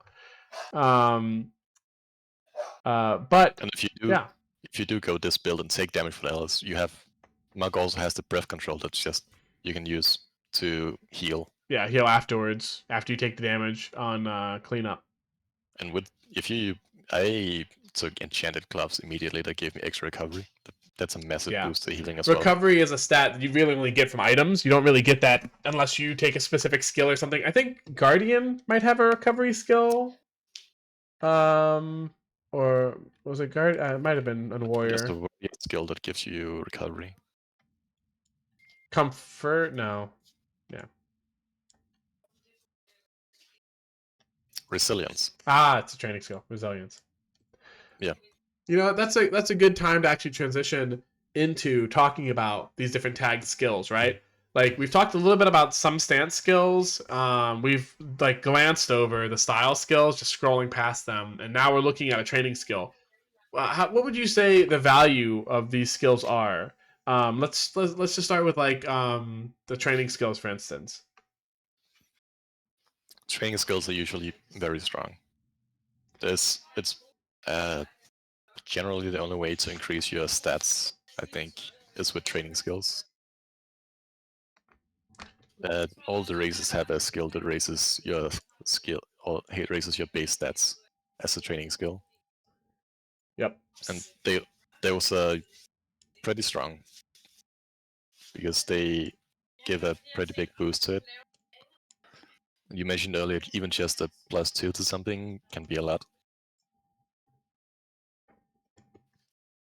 And also those the training skills that improve your damage significantly. There's attack mastery and magic mastery. You can get a pretty big boost to your damage, but you're very limited in your training skills. Yeah, so you get. Let me look at the character thingy here. You get 2 training tag skills when you first make your character. Only 2. You can pick another training skill when you hit character rank 11, and you get another training skill when you can hit character rank 21. So in total, you only get 4 training skills. So they're very, very limited. But to make up for that, they're normally very, very good. There's only a couple training skills where I'd kind of be like confused about why I would pick this. In general, they're very good to take. You should probably think about getting them. How early do you think somebody should look at getting a training skill? Is that something that you think they should maybe pick up like a character rank 1, or is it too limiting in terms of being able to do what your class needs to do? For instance, if you were to take one of these racial skills I'm looking at here, Cat's Grace or Cat's Reflection, right? That's a combat skill you could be using in like your main attack or like a movement ability. Or like Cat's Grace is that's a general skill you could be using for like like one of the other general skills you were talking about in Monk. Yeah, I think you probably wanna put points into at least one training skill around rank 3. Rank 3 or 4, I think, is a good time. Where you'll have enough skill points to put into other important stuff. The training skills that give general training skills, maybe even rank 2. There's a bit more limited options for training skills. General skills. Yeah, there's way more combat skills than there are general skills in this game. Um, in general, uh, but the general skills are mostly used for things like travel. They're not mostly used for things in combat. That's why they kind of separate the two skills from combat and general. So anything that for us we color coded this, so it's like anything that's like this, purplish color.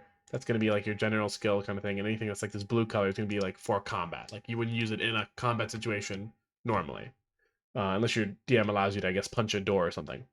A few exceptions to this, but not a lot. Yeah. Monk has the Phantom Step.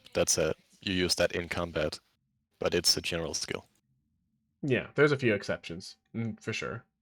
So what about styles? I think Monk only has one style. What do you think about that style? It's called Twin Bird style. And also, just so people know what a style is, styles basically you can only have like one style active at a time. This only really applies for classes that have more than one style. Monk only has the Twin Bird style. Technically, they have Mighty Bow style because they're a warrior archetype, but the rules don't necessarily say they can use a bow. But if you talk with your DM, maybe they'll allow you to use a bow if you take that skill point. That's a discussion between you and your DM. But you can only have one style active at a time, and styles generally work by you have to fulfill the conditions of the skill for you to get the bonuses of it. So I just wanted to define a style. Stances are similar, but you can like change them and activate them and deactivate them. You don't necessarily have to have like a specific set of requirements to have them active at that time. All right, back to you. Yeah, for Monk, there's only the Twin Bird style. It's if you're going for throwing weapons, which is your only other option than martial arts weapons, just punching, then you probably want to take Twin Bird style, I think. Because Monk has very few options for equipment. So if you're not using both your hands for a martial arts weapon, why not use them both for throwing weapons?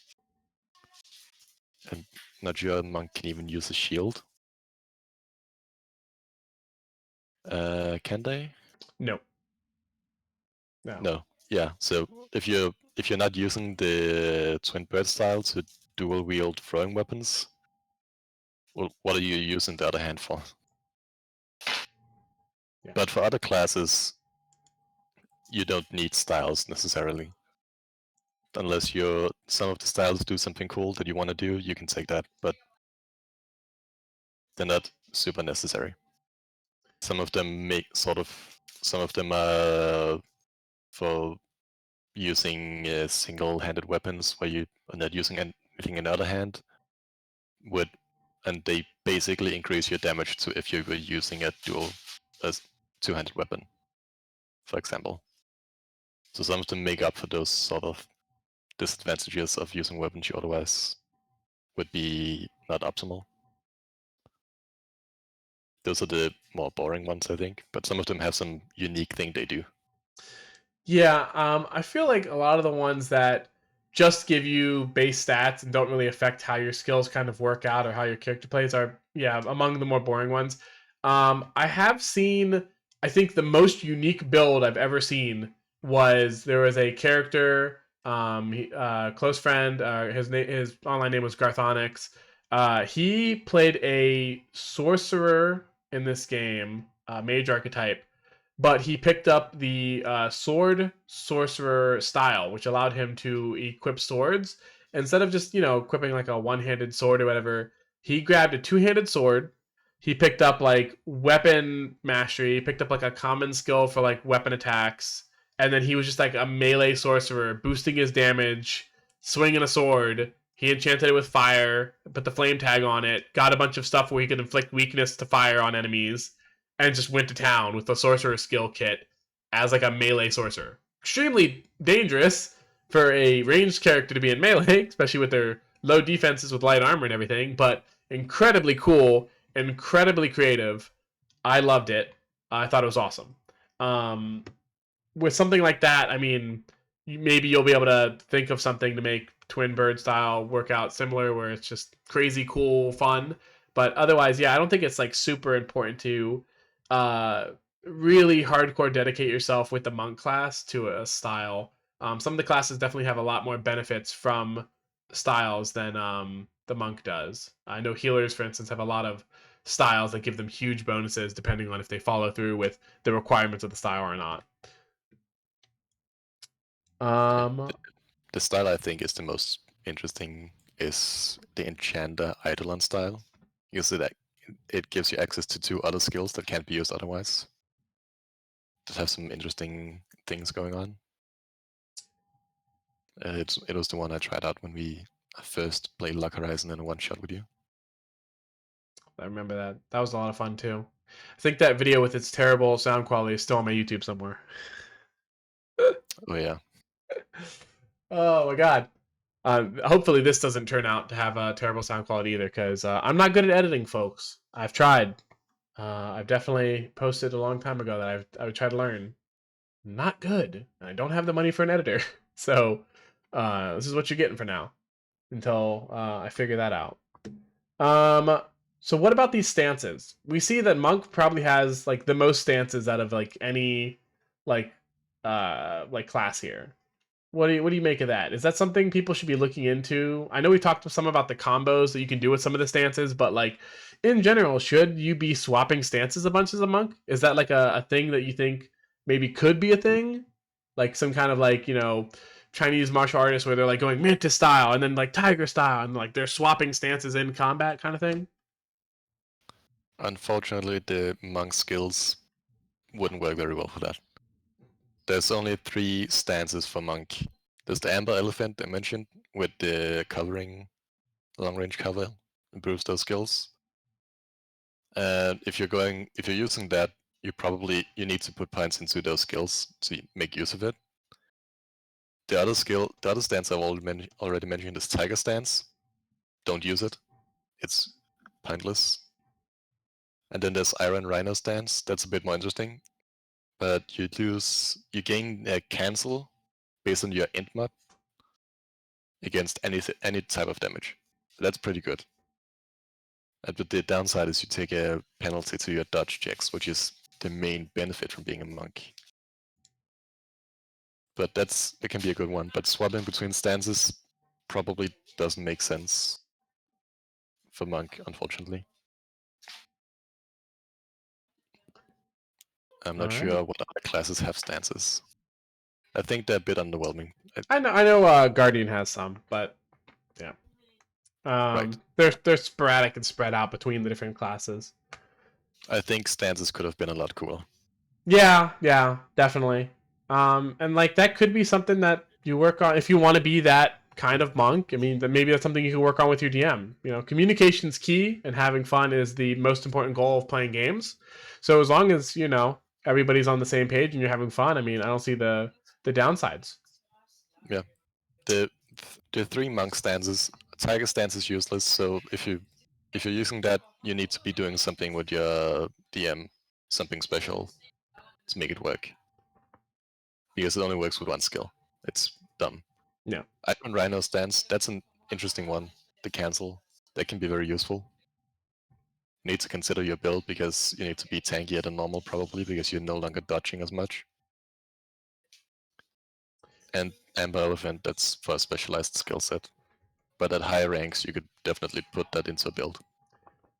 I want to talk a bit about some of these other tags. So we've got weapon attack and we've got melee attack tags for these skills, right? So we talked a bit about like Wyvern Kick, Tiger Echo Fist, and what was the lightning strike, right?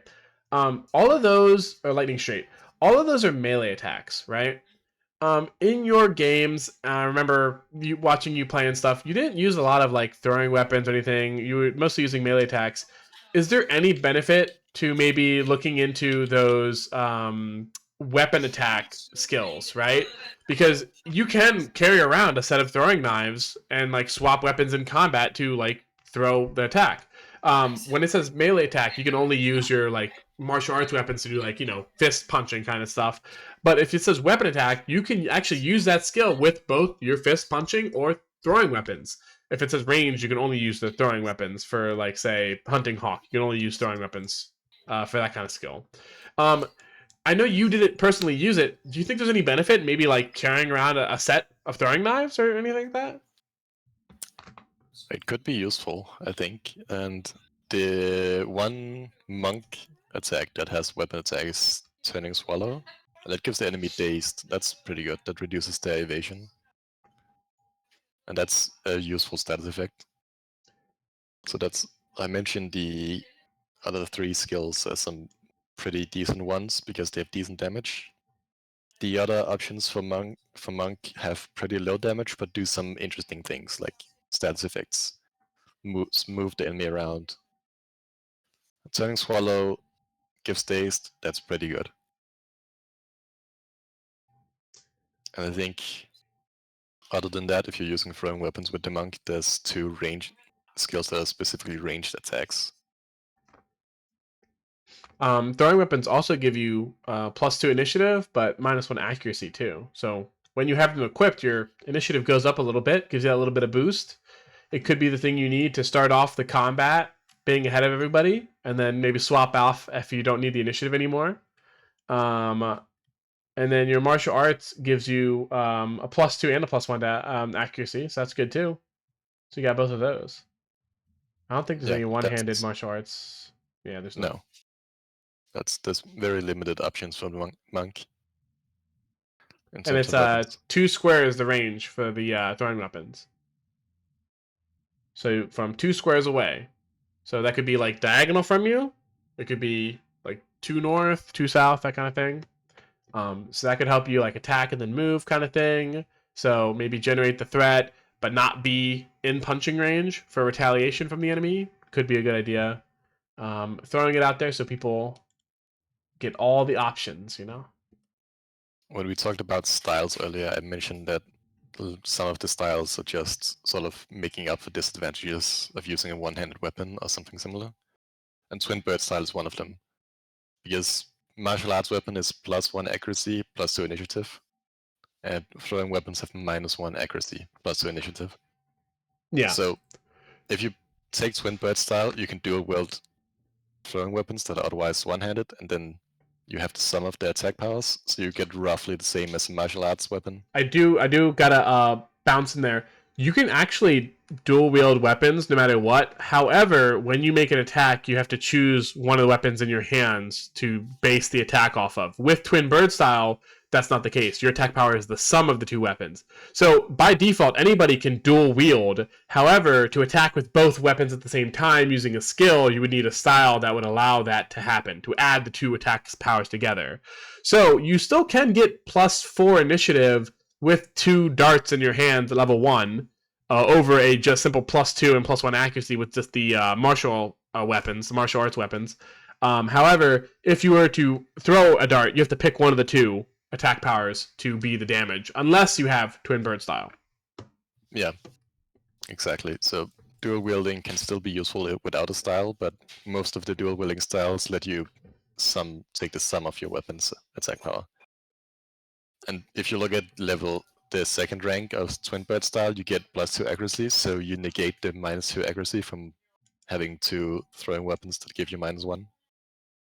So the style just sort of removes the otherwise disadvantage by putting some skill points in a skill. And then the 3rd level of Twin Bird style actually gives you range on your shadowless kick. So that's a more interesting thing. But the first 2 levels put 2 points in the Twin Bird style, and you are Yeah. dual wielding throwing weapons at roughly the same power and accuracy as martial arts. The +2 accuracy, I think, is just literally to negate the downsides of the throwing weapons, because the throwing weapons give you -1 accuracy. If you're dual wielding them, it's -2. So it literally just evens out the accuracy. So at 2 skill points, you're not getting anything except for the added attack power of both, which still isn't much. So to really actually get the benefit of Twin Bird style, you need 3 points to really get it, which in my kind of feel is kind of sad. Shadowless Kick is really good though. I mean, I don't know. All right. So we've talked about training, style, and stance skills. So are there any other monk skills you feel that are weak besides Tiger Stance and some of the stances that aren't too good? Like you wouldn't recommend people take these like at all? Well, Tiger Stance, definitely not. Some of the other skills, I feel like there was a skill I was thinking about that wasn't that good, but I can't remember right now. But most of them are pretty decent. Okay. There's just some Tiger Stance that is don't use it at all. Others more situational. There's We don't stand Tiger Stance. Beat up used when you make an enemy incapacitated or dead. Only enemies can be targeted. Give 5 points of direct damage to the target. You move teleport to the same square as the target. Yeah, so when you kill someone or knock them out, you can teleport to another enemy nearby and deal them direct damage. But you're the tank, you're not gonna do that much damage usually. Yeah, you might not be the killing blow there. Yeah. Unless it's unless it's like a mob target, because if you shadowless kick them and they're a mob, you can instantly kill them, if I remember correctly. Yeah. So that could be a thing where you're like teleporting around, shadowless kicking all the mobs to death, but that's also a lot of hate too. Yeah. But it sounds like a really cool skill. It probably is very cool when it works. But you need to have the damage to do it. You need to be kill stealing your party. Yeah. Between the different types of enemies, mob tagged enemies are generally going to be high in number, high in power, low in defense. So mob tagged enemies might die really quickly, but they're also going to do a lot of damage to you. The regular enemies that aren't mob tagged are going to have most of the mechanics of the fight, where it's like every second round he's going to do this thing, and then you've got to deal with that thing, where it could be like he makes the floor slick, you lose the speed, right? Or like he puts a debuff out and you've got to deal with that debuff every cooldown or whatever, depending on how the DM has it. But mob enemies are mostly there just to swarm and be like kind of fodder for you to take out. So when it comes to like that kind of combo, yeah, it might work, but generally your tanks aren't usually getting the last hits on enemies. In fact, most DPS have better skills to take out mobs than anybody else. DPS usually have like a ton of ways to kill tons of mobs really quickly. Yeah, Monk actually has a Falcon stack that's similar to one of the assassin skills. At cleanup, they can target a mob that they haven't damaged or they haven't attacked this round and just kill them. So that would also work together with the beat up. But it depends on how much your DM uses mobs as well. I don't think we fought very many mob enemies in our campaign. There was a few. Some of them were definitely prolonged life because you weren't analyzing. Because when you analyze, the DM will tell you, oh, this is a mob tagged enemy. It'll tell you it's a mob. Or, hey, this is a boss. Or, hey, it has these tags. Like, it's got the shock tag, so maybe it's going to do shock damage. Or it's like, this or that. But at the beginning of the campaign, nobody was analyzing. So nobody knew if it was a mob. You just attacked it normally, and then it survived for way longer than it should have and killed people. But yeah, no, generally, we never really got much use out of those skills because either we weren't fighting them or we didn't realize we were fighting them. Also to note, later when we took them, we had just fought them, so they weren't coming up again. Yeah. We were unfortunate with those skills, I think. I think later on in the campaign too, there was a series of boss rushes or like encounters I designed that were basically just bosses. There were some bosses that had mobs that were mob tagged, that you guys did kill either with your mob killing abilities or just with sheer damage. But they were far and few in between. There wasn't a lot of like those kind of combat encounters. I enjoyed like complex mechanical, like oh, the fifth round is here. He's gonna do this. Oh, he's gonna do this. And then there's a tank buster coming out. Oh, there's an AOE that's gonna drop here in this zone. You guys need to move out of it, kind of thing. Like I enjoyed like complex, like kind of like realistic MMO encounters for bosses to have. Yeah, I really like that. Especially the last boss fight was very much like an MMO raid. I should have recorded that. Oh, there's just a giant orange circle here. Yeah, why is there an orange circle on the ground? What's gonna happen? Maybe we should not be in it. Let's move out. Let's go over here, guys. I'm very happy I figured out exactly what to do. Oh yeah, that encounter was really fun to GM. That was awesome. All right, let's see here. So what is a skill that you've used all throughout like your playtime as a monk? Not including obviously the skills given by default of just being a monk, like the taunts and stuff. I used breath control constantly.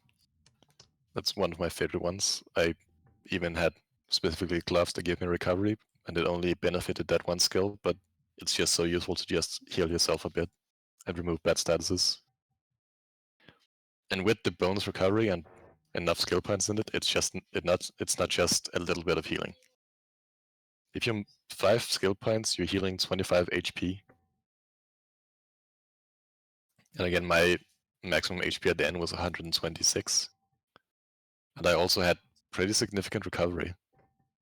I think, well, I had 10 recovery, I think, so I was healing 35 HP for free almost every round. And other than that, Silent Palm, that lets me stop a safe move. Those were the most used abilities, I think. Right, Silent Palm right here. Yep. Use a skill when a target would leave your square due to a normal move or a safe move. So instead of choosing to hinder with a normal move, you just Silent Palm them, or with if they were trying to safe move out, right? It doesn't stop teleports, but normal moves and safe moves are the majority of moves that enemies will make on a given combat table.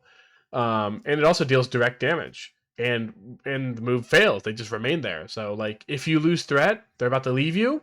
Bam, Silent Palm, got him. I do remember being a couple of instances of like an enemy wanted to move somewhere between drag move and Silent Palm.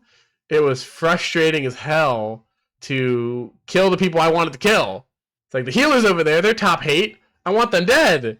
And between drag move and Silent Palm, I just couldn't reach them. Just like, you little bastard. Yeah, So playstyle at the end was to use drag move and Silent Palm and Phantom Step to just move around and pull people into the same square and just keep them there. So someone else can AoE them. What would you say the greatest strength of the monk class is? Like overall, like what is the greatest strength that they got going on for them? I think it's the movement. The movement, for sure. Yeah. Yeah. The dodging it's not, you can't dodge that consistently. You're still gonna take damage. But the movement is very effective for managing a combat.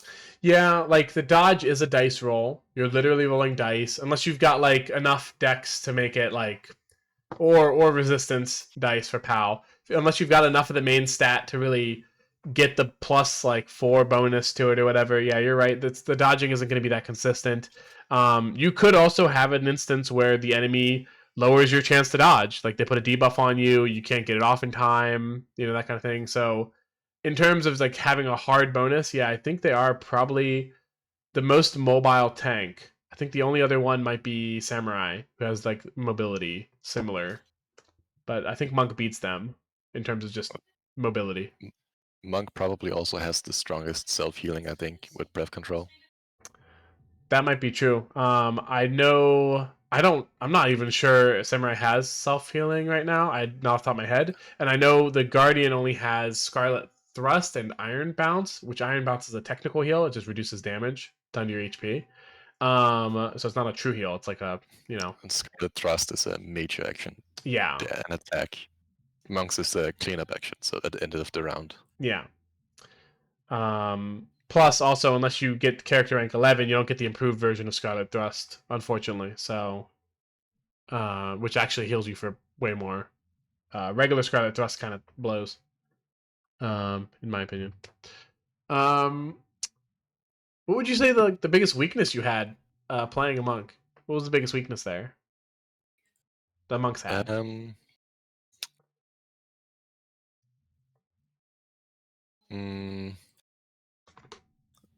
Well, I did have pretty low defenses, so when I did get hit, I took a lot of damage.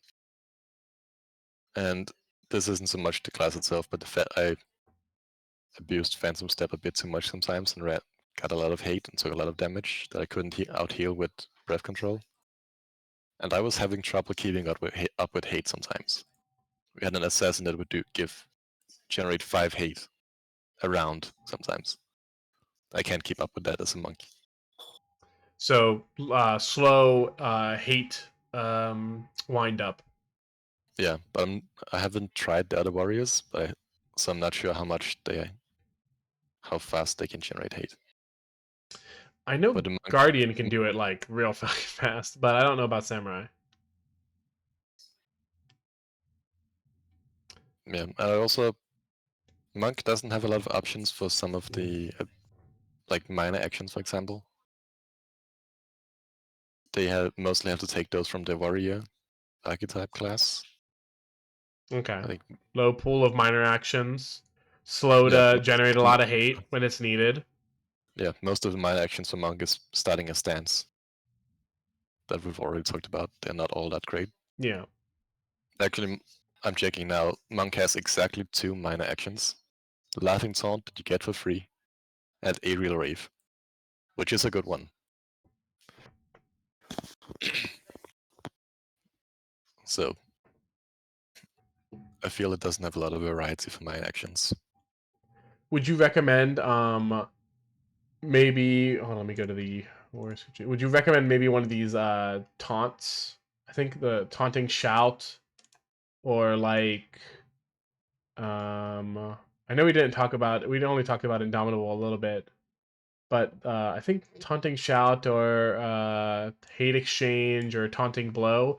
Would you recommend any of those for people that find it too hard to meet the hate of the DPS? I think those could be pretty good. I didn't really end up using them. I took Indomitable to revive myself, but Taunting Shout, that's another hate reduction in an ally, right? Yeah. Yeah. So basically, instead of losing 1 hate for being hit and receiving damage, they would actually reduce 2 hate. And it's once per round, so you can hit 1 person with it per round, and it increases your hate by 1. Yeah, that can be a good one, but still, that's after you've lost control of your hate. And they've taken damage, yeah. Yeah, someone else has to take damage first. Unless, I guess, you use covering or something. Yeah.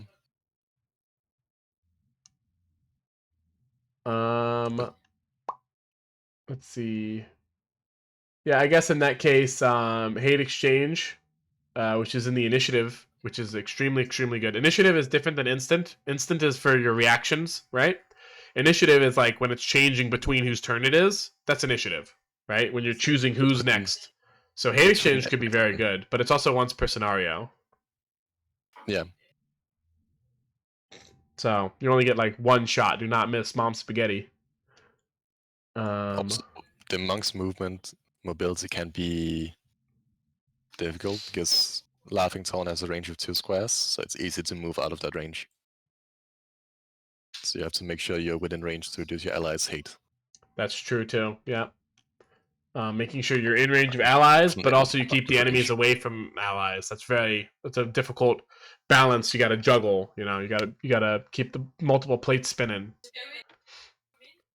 Let's see. At least hate exchange is a 20 square range, which is the entire battlefield. Most of these have a similar range. Taunting blow is probably going to be your, if you really wanted to get like a longer taunt than laughing taunt. Taunting blow is going to be your way to go because it increases the range every skill point you get in by ×2. So you could like lower somebody's hate by like 6 squares away by like lower it by 2 on a major attack. But as you can see here, the damage, it's so low.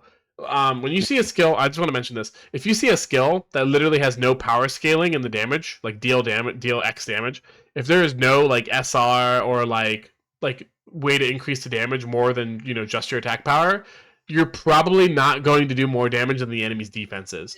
The base enemies in this game have defenses that are high enough to where like a lot of times you're not going to do any damage to them at all unless you roll high enough on that one dice plus your attack power. There's been lots of situations where somebody's rolled for damage and like they've done 0 damage to the enemy, even after hitting them. After getting the hit in, luckily, finally you get the hit in, if they dodge it enough times, you still do no damage. It happened to our healers a lot, and it happened to Ruru more than once. I've encountered it. Yeah, not as much after we got our overskills. Yeah, that's something also that you can work with your DM on. Overskill is a concept and like a thing in the game where you kind of get to personalize your character and make up a personal skill that allows you to do basically anything you kind of want, as long as your DM allows to let you use it in the game. I think, for instance, I might have took it off of this list. Yeah, I took it off this spreadsheet, but like, you can come up with like really cool creative ways to like make the game mechanics work for you, or like tweak things. I guess you could, if you wanted to, make a overskill for stances, for like do like that cool monk thing or something. Maybe then you could do it. Yeah, you could make Tiger Stance work at that point. Actually, mine was a stance that would increase my damage output when I got hit. I was specifically thinking stance because I think they could be pretty cool, but I didn't really like any of the ones there were. Yeah. And without that overskill, my damage output wouldn't be very high, just slightly above the enemy's defenses. Even with, I mainly used lightning straight, so I would have 6 dice plus attack power.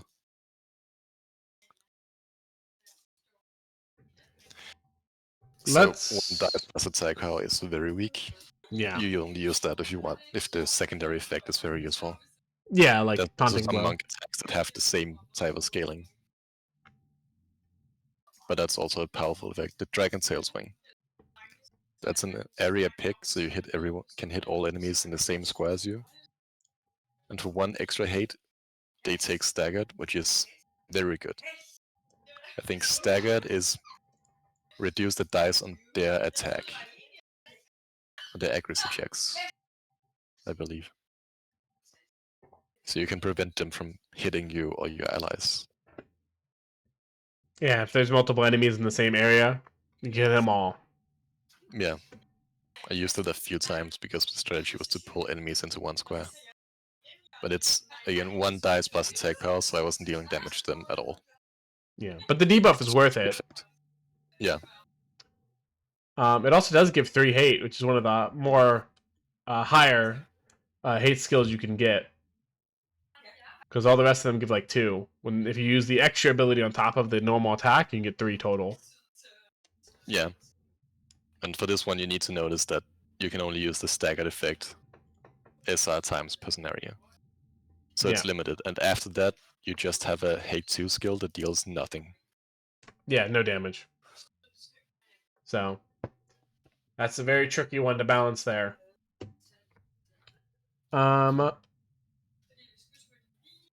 Let's talk about team compositions. Now, I don't want to go out there and recommend that you pressure the other players at your table to play a specific class or a setup.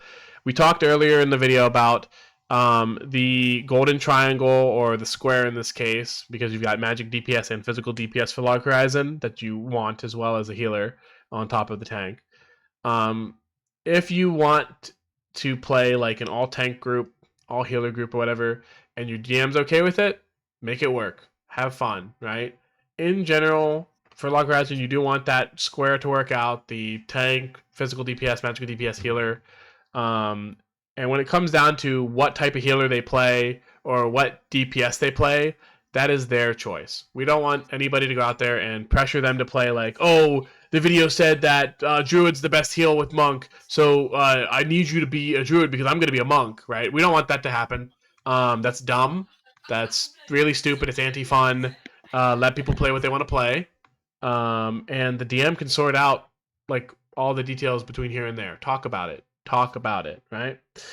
But for the sake of discussion, let's talk about like what might be some of the best, like in terms of partnering up with a monk.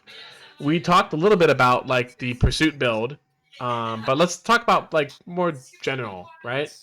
Um, in terms of like a healing partner, your main experience was with a Kanagi, but I believe at some point you had a priest NPC, cleric healing, and you might have even at one point in the campaign even had a druid healing you too.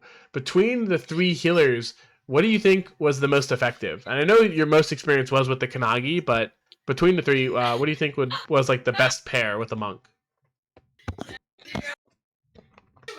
I think it was the Kanagi, because I think it worked pretty well. So the Kanagi mainly puts barriers, and when I do take damage through the barrier, I can heal that little bit of damage up with breath control, and the heal just has to put up another barrier. I'm not sure how well they work with the others, but they're all fine at least. None of them are much better. But I think that's a pretty good synergy between barriers and the breath control. All right. What about DPS synergy? I know we've talked about the pursuit thing again. But in terms of just general like anybody else, do you think like a specific like DPS maybe would have helped out more than others? Well, for our team build, I think we needed. I don't think we had a lot of area damage. Yeah, you didn't have a lot of area damage. That's true. A lot of single We target could have used damage. more of that. Yeah. As a monk, the only real area thing is pretty much the Dragon Sail Swing that deals no damage. We had an assassin with a lot of single target damage. And I think, what is it? Was she a sorcerer? It was a sorcerer, yes, and they are generally good for area damage, but the build of that sorcerer specifically was a single target like build at the time. Yeah. I think it'll work out, but you should probably have someone that can do AoE damage and someone that can do single target.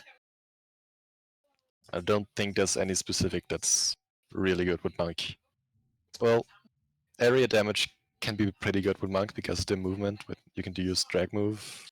You have other abilities to move enemies around, so monk can work very well with area damage by pulling all the enemies into one space and keeping them there. Yeah, or pulling them in the crosshairs of like a wide skill or something. Yeah. So if you have a sorcerer or something that specializes in area damage or wide damage, then Yeah. monk can definitely help with that. They have a major action that can push enemies. They can use the drag move to drag an enemy. And they can move very fast and if they have enough hate, the enemy will probably follow. Um,